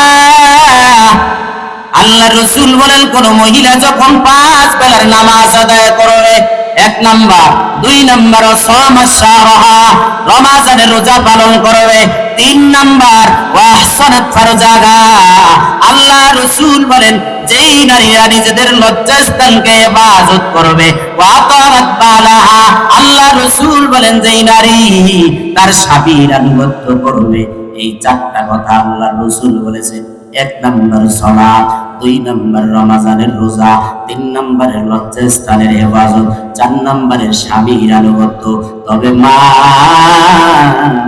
ভালো করে এখানে একটা কথা মনে রাখবেন, আপনার স্বামী যদি আপনাকে আল্লাহর নাফরমানি করতে বাধ্য করে, যেমন যুবক বিয়া করছে, এবারে তার স্ত্রীকে ডেকে বলে ওই যে আমার বন্ধু বান্ধব আছে এদের সাথে দেখা সাক্ষাৎ তোমার করতে হবে, স্ত্রী বড্ড পর্দানিশী, সে বলে না, জীবন থাক আর না থাক, তোমার সংসারে থাকি আর না থাকি, আমি তোমার বন্ধুদের সঙ্গে দেখা সাক্ষাৎ করতে পারবো না। এখানে যদি স্বামী অত্যাচার করে তাহলে সে জালেম। এইখানে স্বামীর অর্ডার মানা যাবে না। রাসূলের কথা ওয়াতাত বালাগা, স্বামীর আনুগত্য ওই বেলায় চলবে যেই বেলায় আল্লাহর হুকুম আছে। কথা ঠিক লাগা ঠিক, যেই বেলায় আল্লাহর হুকুম আছে ওই বেলায় স্বামীর হুকুম চলবে। যেই ক্ষেত্রে স্বামী নাফরমানি, আল্লাহর নাফরমানি, আল্লাহ রাসূলের নাফরমানি করার জন্য স্ত্রীকে বলবে, ওই স্ত্রী তখন স্বামীর আনুগত্য করতে পারবে না।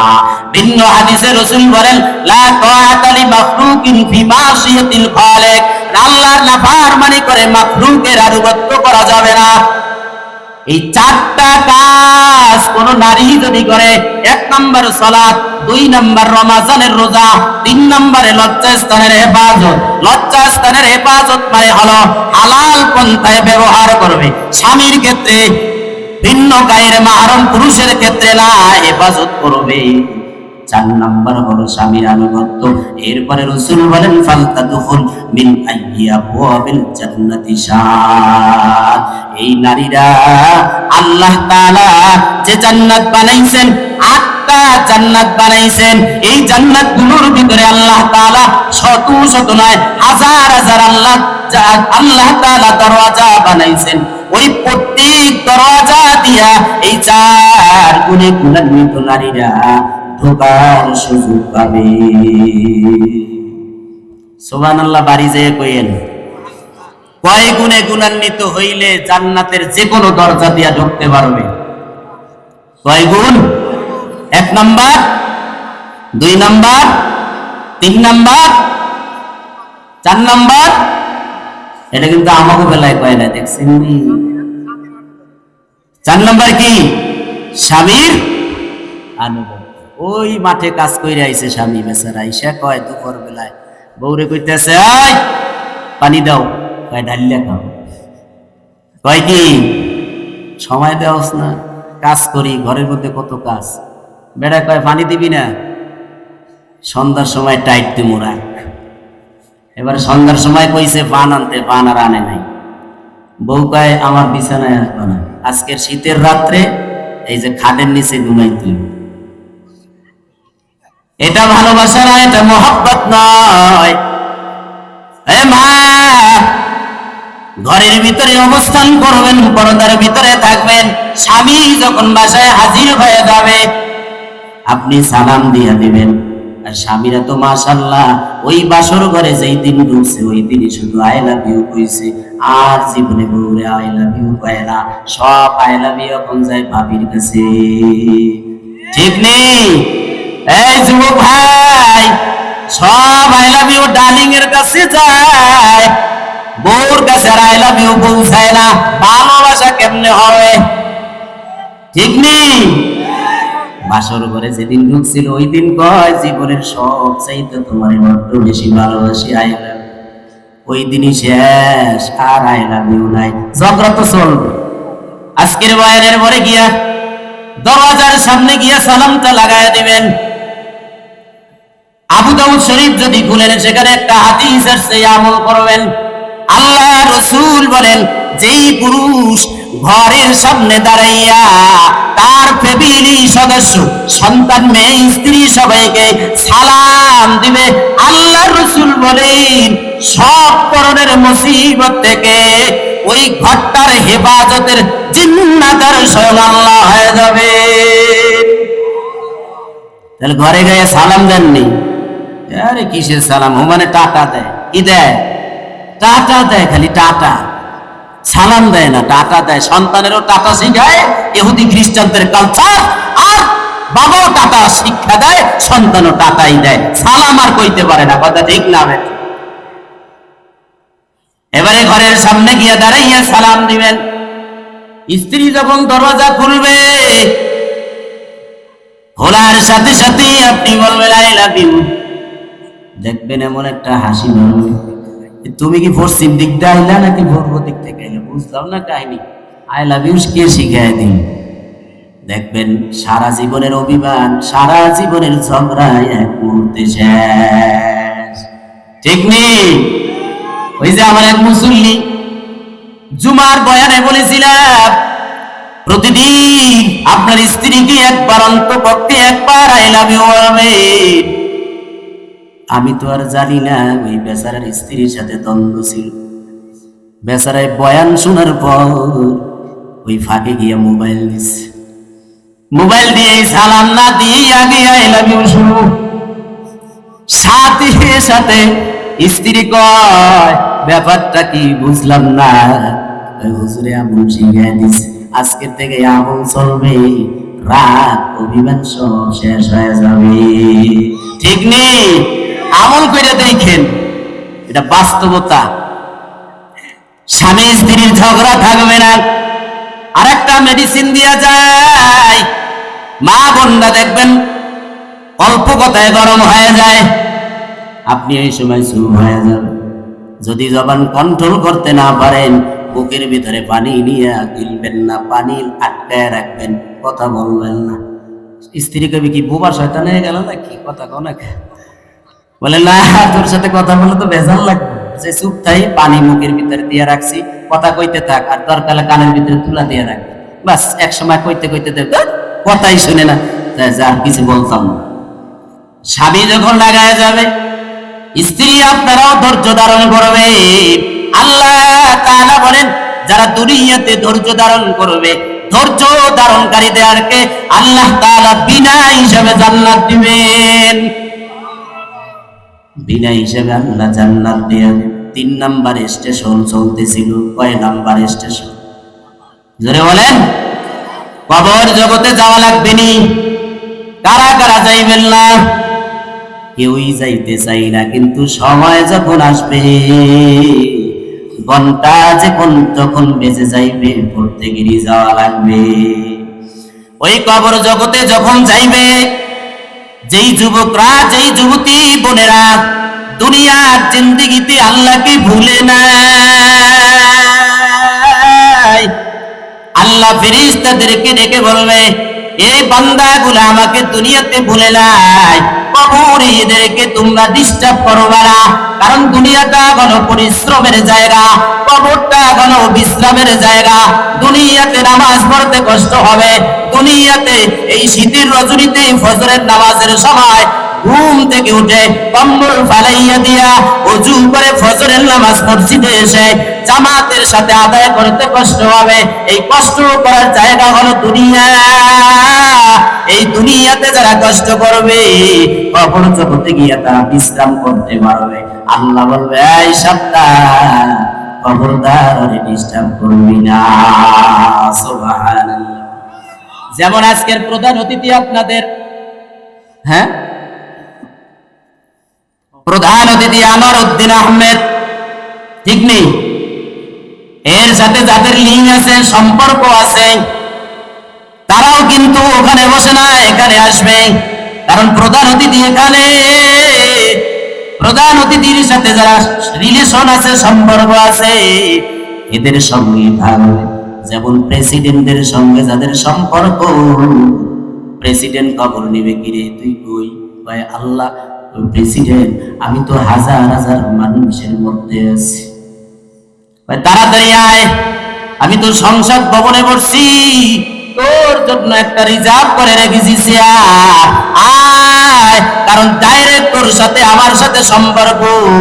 এটা যদি হয় দুনিয়ার নিয়মে, এ ভাই এ বোন, দুনিয়ার জিন্দেগিতে যারা রবের সাথে ডাইরেক্ট সম্পর্ক রাখবে, রবের সাথে সম্পর্ক তৈরি করবে, এই মানুষগুলো যখন কবরে যাবে তখন আল্লাহ তাআলা ফেরেশতাদেরকে বলবে, এই এদেরকে ডিস্টার্ব করিস না, কারণ এরা আমার লোক, আমার খাস বান্দা, ডাইরেক্ট আমার সাথে সম্পর্ক প্রতিষ্ঠান করবে না।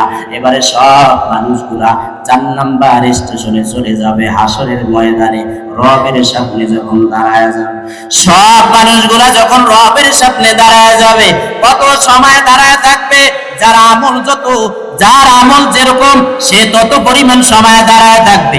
কোরআনে আল্লাহ তাআলা বলছেন, হাসরের একদিন দুনিয়ার 50,000 বছর। কত সময় রবের সামনে দাঁড়ায় থাকা লাগবে? কয় হাজার হাজার বছর আপনার দাঁড়ায় থাকতে হবে। 4 নাম্বার স্টেশনে যখন এই আল্লাহর সাথে রিলেশনকারী, এই সম্পর্ক তৈরিকারী যুবক যুবতীরা যখন হাজার না কোটি কোটি মানুষের মাঝেই অবস্থান করবে, হাদিস শুনাইতে গেলে হয়তো ধৈর্য হারা হয়ে যাবেন। এই যে উঠতেছে দেন, এই শীতের রজনীতে যারা ওযু বানাইবে, হ্যাঁ ভাই শেষ করে দিব, বসেন। যারা ওযু বানাইবে 4 নাম্বার স্টেশন রবের সামনে যখন দাঁড়াবে, এই দুনিয়াতে যারা 5 বেলার নামাজ আদায় করার জন্য ওযু করেছেন, তিরমিজির হাদিস যদি খুলে, আসরের দিনে আপনার হাতগুলা ঝলমল করবে, কুররুন মুহাজ্জালিন, এই হাতগুলা ঝলমল করবে। কপালে পানি দিয়ে ধৌত করেছেন চেহারাটা ঝলমল করবে। এই জন্য আবু হুরায়রা যখন ওযু করতেন, তিনি হাত কোনই পর্যন্ত পানি দিয়ে ধৌত করতেন না, তিনি হাত ধৌত করতেন কাঁধ পর্যন্ত। আর তিনি বলতেন, আমি চাই হাসরের দিনে রবের সামনে যেন আমার হাত কাঁধ পর্যন্ত ঝলমল করে। এবারে আল্লাহ রাসূলকে বলবেন, এই যাদের চেহারাগুলো ঝলমল করতেছে এদেরকে বিনা হিসাবে আমার জান্নাতে নিয়ে যান। ওই দিন ওই 4 নাম্বার স্টেশনে দাঁড়াইয়া যেই যুবকের সম্পর্ক আল্লাহর সাথে, আল্লাহ তাআলা খবর নিবে, কিরে তোরা কই? তারা বলবে, আল্লাহ হাজার হাজার মানুষের মধ্যে আছি, ওর চেহারাটা ঝলমল করবে, পুরা শরীরটা ঝলমল করবে, ওর হাঁটু ঝলমল করবে, ওর পা গুলো ঝলমল করবে, পুরা চেহারাটা ঝলমল করবে। আল্লাহ তাআলা কুদরতি হাত লাগাইয়া ওই দিন ওদেরকে আল্লাহ জান্নাত দিয়ে দিবে। 4 নাম্বার স্টেশনে আমাদের যেতে হবে। 5 নাম্বার স্টেশন মিজান, দাড়িপাল্লা। দুনিয়াতে দাড়িপাল্লা আসেনি, সম্পদ মাপেনি, আপনার আমার আমলও মাপবে, ঈমানও মাপবে। ওই দাড়িপাল্লাই সর্বপ্রথম আপনার ঈমান মাপ দিবে, আপনার ঈমান কতটুকু ছিল। এজন্য বুখারীর হাদিস, জাররা পরিমাণ অথবা সরিষার দানা পরিমাণ ঈমান যদিও থাকে, আপনি একদিনও বলে আল্লাহর জান্নাতে যাবে। দাড়িপাল্লায় আপনার ওজন দেওয়া হবে। ঈমান যদি থাকে সাথে সাথে বলবে, হ্যাঁ তুমি জান্নাতের পাওয়ার অধিকার লাভ করেছো। এরপরে দ্বিতীয় ফাইনাল, আপনার আমলনামা মাপ দেওয়া হবে। আমলনামা যদি ভারী হয়, সূরাতুল কারিয়ার মধ্যে আল্লাহ বলেছেন, আমলনামা যদি ভারী হয় বিনা হিসাবে জান্নাত দিয়ে দিবে। আর যদি বদ আমল আপনার ভারী হয়, আপনাকে জাহান্নামে পাঠায় দিবে। মিজান এবারে মাপামাপি শেষ হয়ে গেল, এই স্টেশনও শেষ। এরপরে আরেকটা স্টেশন আমাদের পাড়ি দিতে হবে, ওই স্টেশনের নাম হলো পুলসিরাত। এত ধার এত ধার,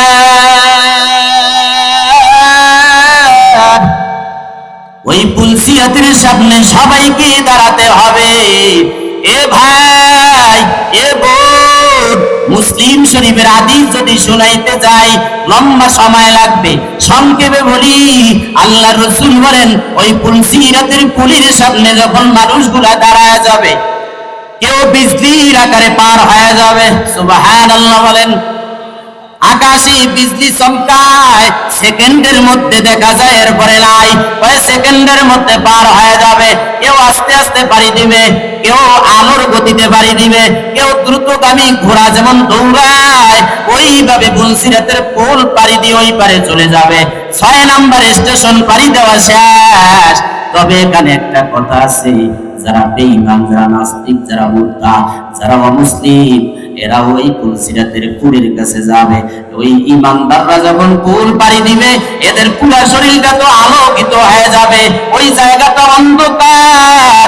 ওই অন্ধকার পাড়ি দিবে আমলের নূর দিয়া, ওই অন্ধকার পুলসিরাতটা পাড়ি দিবি ঈমানের নূর দিয়া, কোরআনের নূর দিয়া। ওই আলোর ভিতরে বেঈমানটাও ঢোকার চেষ্টা করবে। আল্লাহ বলেন সাথে সাথে পর্দা পড়ে যাবে। এরপরে ওরা চেষ্টা করবে, এই বেনামাজিরাও চেষ্টা করবে পুলসিরাত পাড়ি দেওয়ার জন্য।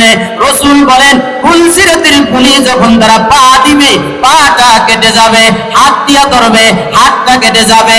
এবারে সর্বশেষ মুখ দিয়া কামড়ায়া ধরবে, মুখটাও কেটে যাবে। এরপরে সে জাহান্নামের তলদেশে পড়ে যাবে। নাউযুবিল্লাহ বলে। 6 নাম্বার স্টেশন পাড়ি দেওয়া লাগবে। পুলসিরাত পাড়ি দেওয়া শেষ। এবারে হয় জাহান্নামে নয়তো জান্নাতে। ওই পুলসিরাত পাড়ি দেওয়ার পরে আপনার আমার হয় জান্নাত নয় জাহান্নাম, যদি ঈমান থাকে। এবারে আয়াতের শুরুতে আসি, যে আয়াত দিয়া শুরু করছিলাম, 2টা কর্মসূচি মনে আসেনি? ঈমান আর আমল। ওই ঈমান আর আমল যদি থাকে, পুলসিরাত আপনি মুহূর্তের মধ্যে পাড়ি দিয়া জান্নাতে চলে যাবেন। এবারে জান্নাতে যখন ঢুকবে, আল্লাহ তাআলা, আল্লাহ রাসূল এক হাদিসের মধ্যে বলেন, জিবরাইল আমার সামনে উপস্থিত হলেন, সাথে জিবরাইলের সাথে একটা আয়না, আয়নার ভিতরে একটা কালো দাগ আছে। আয়না চিনেননি? হ্যাঁ, জান্নাতে যে আল্লাহ হুর দিবেন, হুর প্রত্যেকের জন্য আয়না শুরু হয়ে যাবে। ওই হুরের দিকে আপনি তাকাবেন, আপনার চেহারা তার চেহারার ভিতরে দেখা যাবে। আল্লাহ তাআলা রেশমি পোশাক দিবেন হুরদেরকে, আপনার স্ত্রীদেরকে। জান্নাতের ভিতরে যে হুর দিবেন, এই হুরদের আলোচনা আল্লাহ কোরআনে যত করেছেন, রাসূল হাদিসে বলে যত সুন্দরী করে আল্লাহ হুরদেরকে বানাইছে, তবে দুনিয়ার নারীরা যারা জান্নাতে যাবে, এদের চেহারার আলোর সামনে হুরদের চেহারা কিছুই না। সুবহানাল্লাহ। দুনিয়ার জান্নাতি নারীরা হবে সেখানে রানী, আর হুররা হবে তাদের গোলাম। এই দুনিয়ার জান্নাতি নারীদের চুল থাকবে পা পর্যন্ত, এই চুলের খেদমত করবে হুরে ইমরান। এই জন্য দুনিয়ার স্ত্রীদেরকে কদর করবেন, সম্মান করবেন, ওদেরকে ইজ্জত দিবেন, খাওন পোশাক দিবেন। আল্লাহ রাসূল বলেন, এই দুনিয়ার জান্নাতি নারীরা যখন জান্নাতে যাবে কত সুন্দর হবে।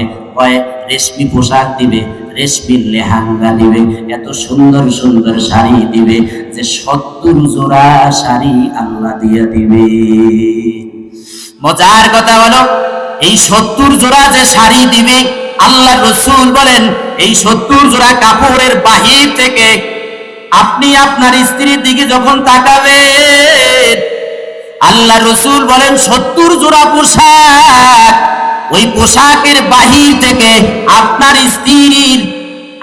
স্ত্রীর পায়ের নলার ভিতরে যে হাড্ডি আছে, ওই হাড্ডির ভিতরে যে মগজ আছে, ওই মগজ পর্যন্ত আপনি দেখতে পাবেন।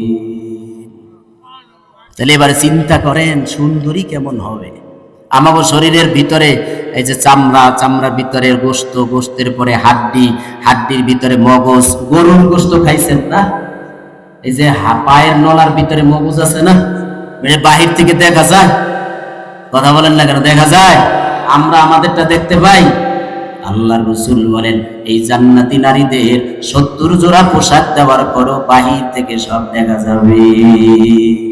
দেন না বেহায়া নারীরা যারা যুবতী অনেক বোনরা আছে, হ্যাঁ, ওড়নাটারে গলার মাফরাত বানাইয়া এরপরে চলাফেরা করে, আছে না নাই? এরা শরীর দেখানোর জন্য। জান্নাতি আপনার স্ত্রী পোশাক পরার পরে যদি শরীর দেখা না যায় আপনি কেমনে আকৃষ্ট হবেন? এজন্য রাসূল বলেন না, এমন পোশাক পরাবেন না যেই পোশাক পরিধান করলে শরীরের ভিতরে দেখা যাবে না। আল্লাহ রাসূল বলেন খালি চেহারা দেখবা কয় না, খালি বডি দেখবা কয় না, বডির ভিতরে যে হাড্ডি আছে, হাড্ডির ভিতরে যে মগজ আছে, ওই মগজ পর্যন্ত তোমরা দেখতে পাবে। সুবহানাল্লাহ বলেন।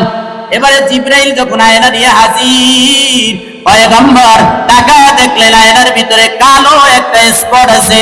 জিবরাইলকে জিজ্ঞাসা করলেন, ভাই এই আয়নার ভিতরে কালো স্পট যে দেখা যায়, কালো যে দাগ দেখা যায়, এটা কি?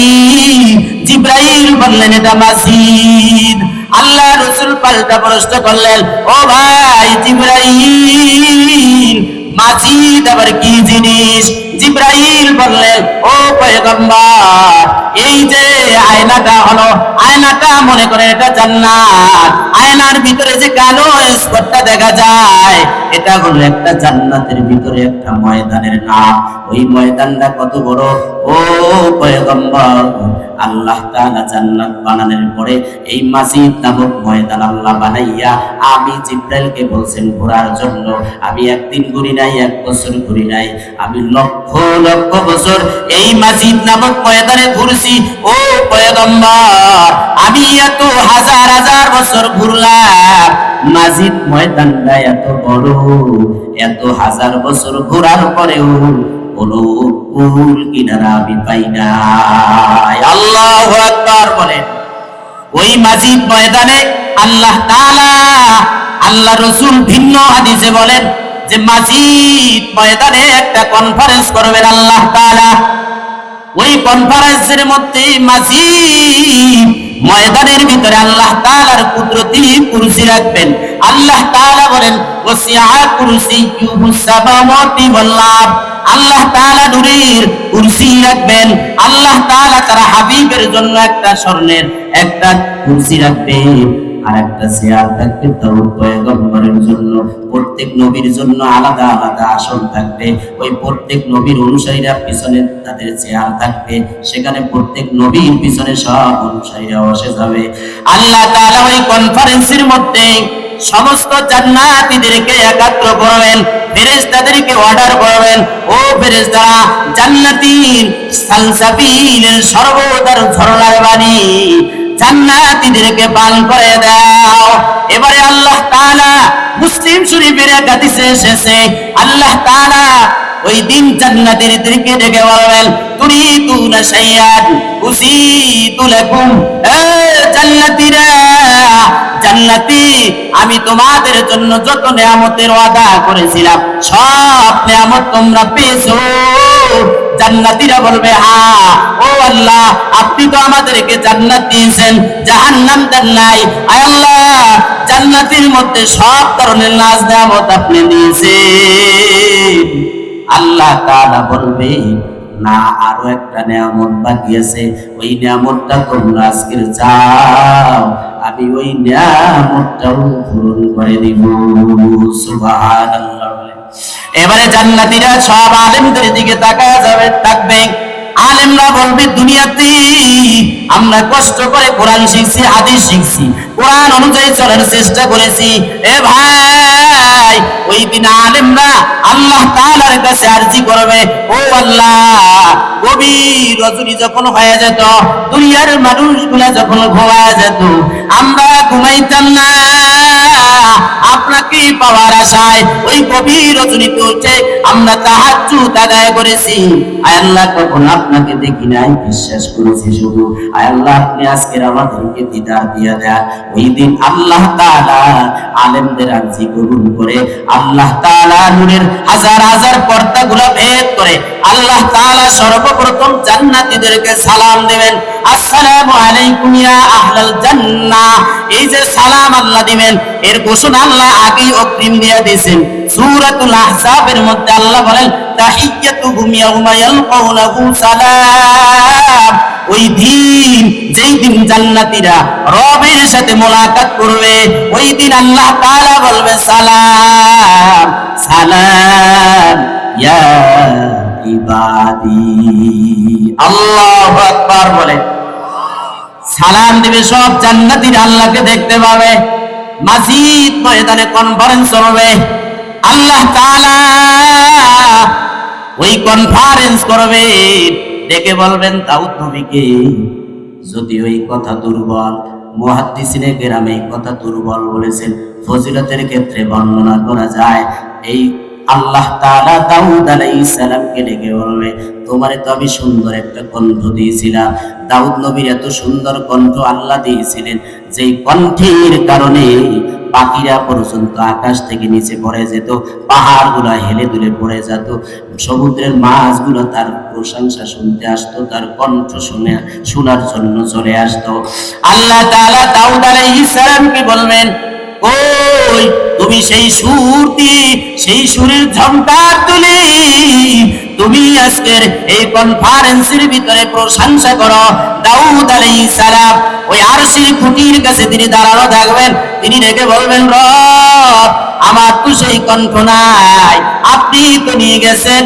আল্লাহ তাআলা বলবেন, যা আমি তোমার সেই কণ্ঠ দিয়ে দিলাম। দাউদ আলাইহিস সালাম ওই কণ্ঠ, নিজের কণ্ঠ দিয়ে এমন ভাবে আল্লাহর প্রশংসার ঝংকার তুলবে, জান্নাতীরা মাতালের মতন হয়ে যাবে, হেলে দুলে ভরে যাবে, মনে হয় যেন মাতাল হয় না, সুরের ঝংকারের কারণে সবাই মুক্ত হয়ে যাবে। এবারে আল্লাহ তাআলা ডেকে বলবে, হাবিব কোরআন তো আপনার উপরে অবতীর্ণ করেছি, ও হাবিব আপনি সূরাতুল ইয়াসিন তিলাওয়াত করে আজকের হাসরবাসী জান্নাতীদেরকে শোনায়া দেন। এ ভাই সংক্ষেপ করতেছি, আল্লাহর রাসূল সূরা ইয়াসিন তিলাওয়াত করে জান্নাতীদেরকে শোনায়া দিবেন। এরপরে সর্বশেষ আল্লাহ ঘোষণা দিবেন, এই জান্নাতীরা, দুনিয়াতে কোরআন তোমরা আব্দুল্লাহর কণ্ঠে শুনেছিলে, দুনিয়াতে তোমরা আমার দেওয়া কোরআন তেলাওয়াত তোমরা আব্দুল সালামের কণ্ঠে শুনেছিলে, আজকের কি তোমরা আমার কুদরতি কণ্ঠে শুনতে চাও? আল্লাহু আকবার বলেন। সব জান্নাতীরা তাকায় থাকবে, আল্লাহ তাআলা ওই দিন সূরাতুর রহমান আল্লাহর কুদরতি কণ্ঠ দিয়া এমন ভাবে টান মারবে, সূরাতুর রহমান এমন ভাবে আল্লাহ তাআলা তেলাওয়াত করবে। আল্লাহ তাআলা তেলাওয়াত করতে গিয়া বলবেন, আনার রহমান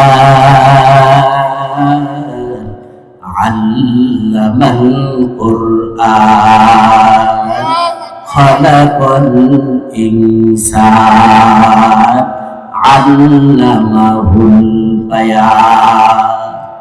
আনা মানে হলো আমি, কোরআনে আল্লাহ বলেছেন আর রহমান, আর ওই দিন আল্লাহ বলবেন আনার রহমান, আমি সেই রহমান, যেই রহমান কোরআন তোমাদেরকে শিক্ষা দিয়েছে, যেই রহমান তোমাদেরকে সৃষ্টি করেছিলাম, যেই রহমান তোমাদেরকে ভাষা শিক্ষা দিয়েছিলাম, ওই রহমানই হলো তিনি আজকের যিনি তোমাদের সামনে এই সূরা রহমান তেলাওয়াত করে শোনাইতেছে। সুবহানাল্লাহ। ওই দিন আল্লাহর কুদরতি কণ্ঠ, কণ্ঠের ঝংকারে এমন হবে, এ ভাই মানুষের ভাষা নাই, আল্লাহ তাআলার ওই কণ্ঠ যে কেমন হবে এটা বুঝাবার ভাষা কোনো মানব, কোনো দানবের নাই। মানুষগুলা হেলে দুলে পড়ে যাবে, মাতালের মতন হয়ে যাবে, শুধু তাকায় থাকবে, হাজার না লক্ষ লক্ষ বছর আল্লাহর কুদরতি কণ্ঠে সূরাতুর রহমান শুনতে শুনতে চলে যাবে।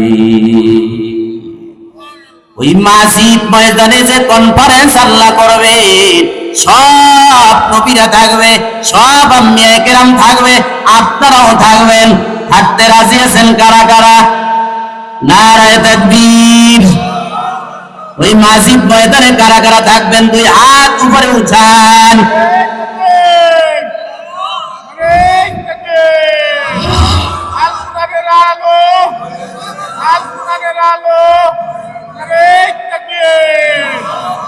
হাত উঁচা করেন, হাত উঁচা করেন, হাত উঁচা করেন। ওই আল্লাহর কনফারেন্সে থাকতে রাজি আছেন? তাইলে 5 বেলার নামাজ আদায় করা লাগবে নি? আস্তে গনকে পর্দা করা লাগবে নি? সৎভাবে চলা লাগবে নি? আয় আল্লাহ,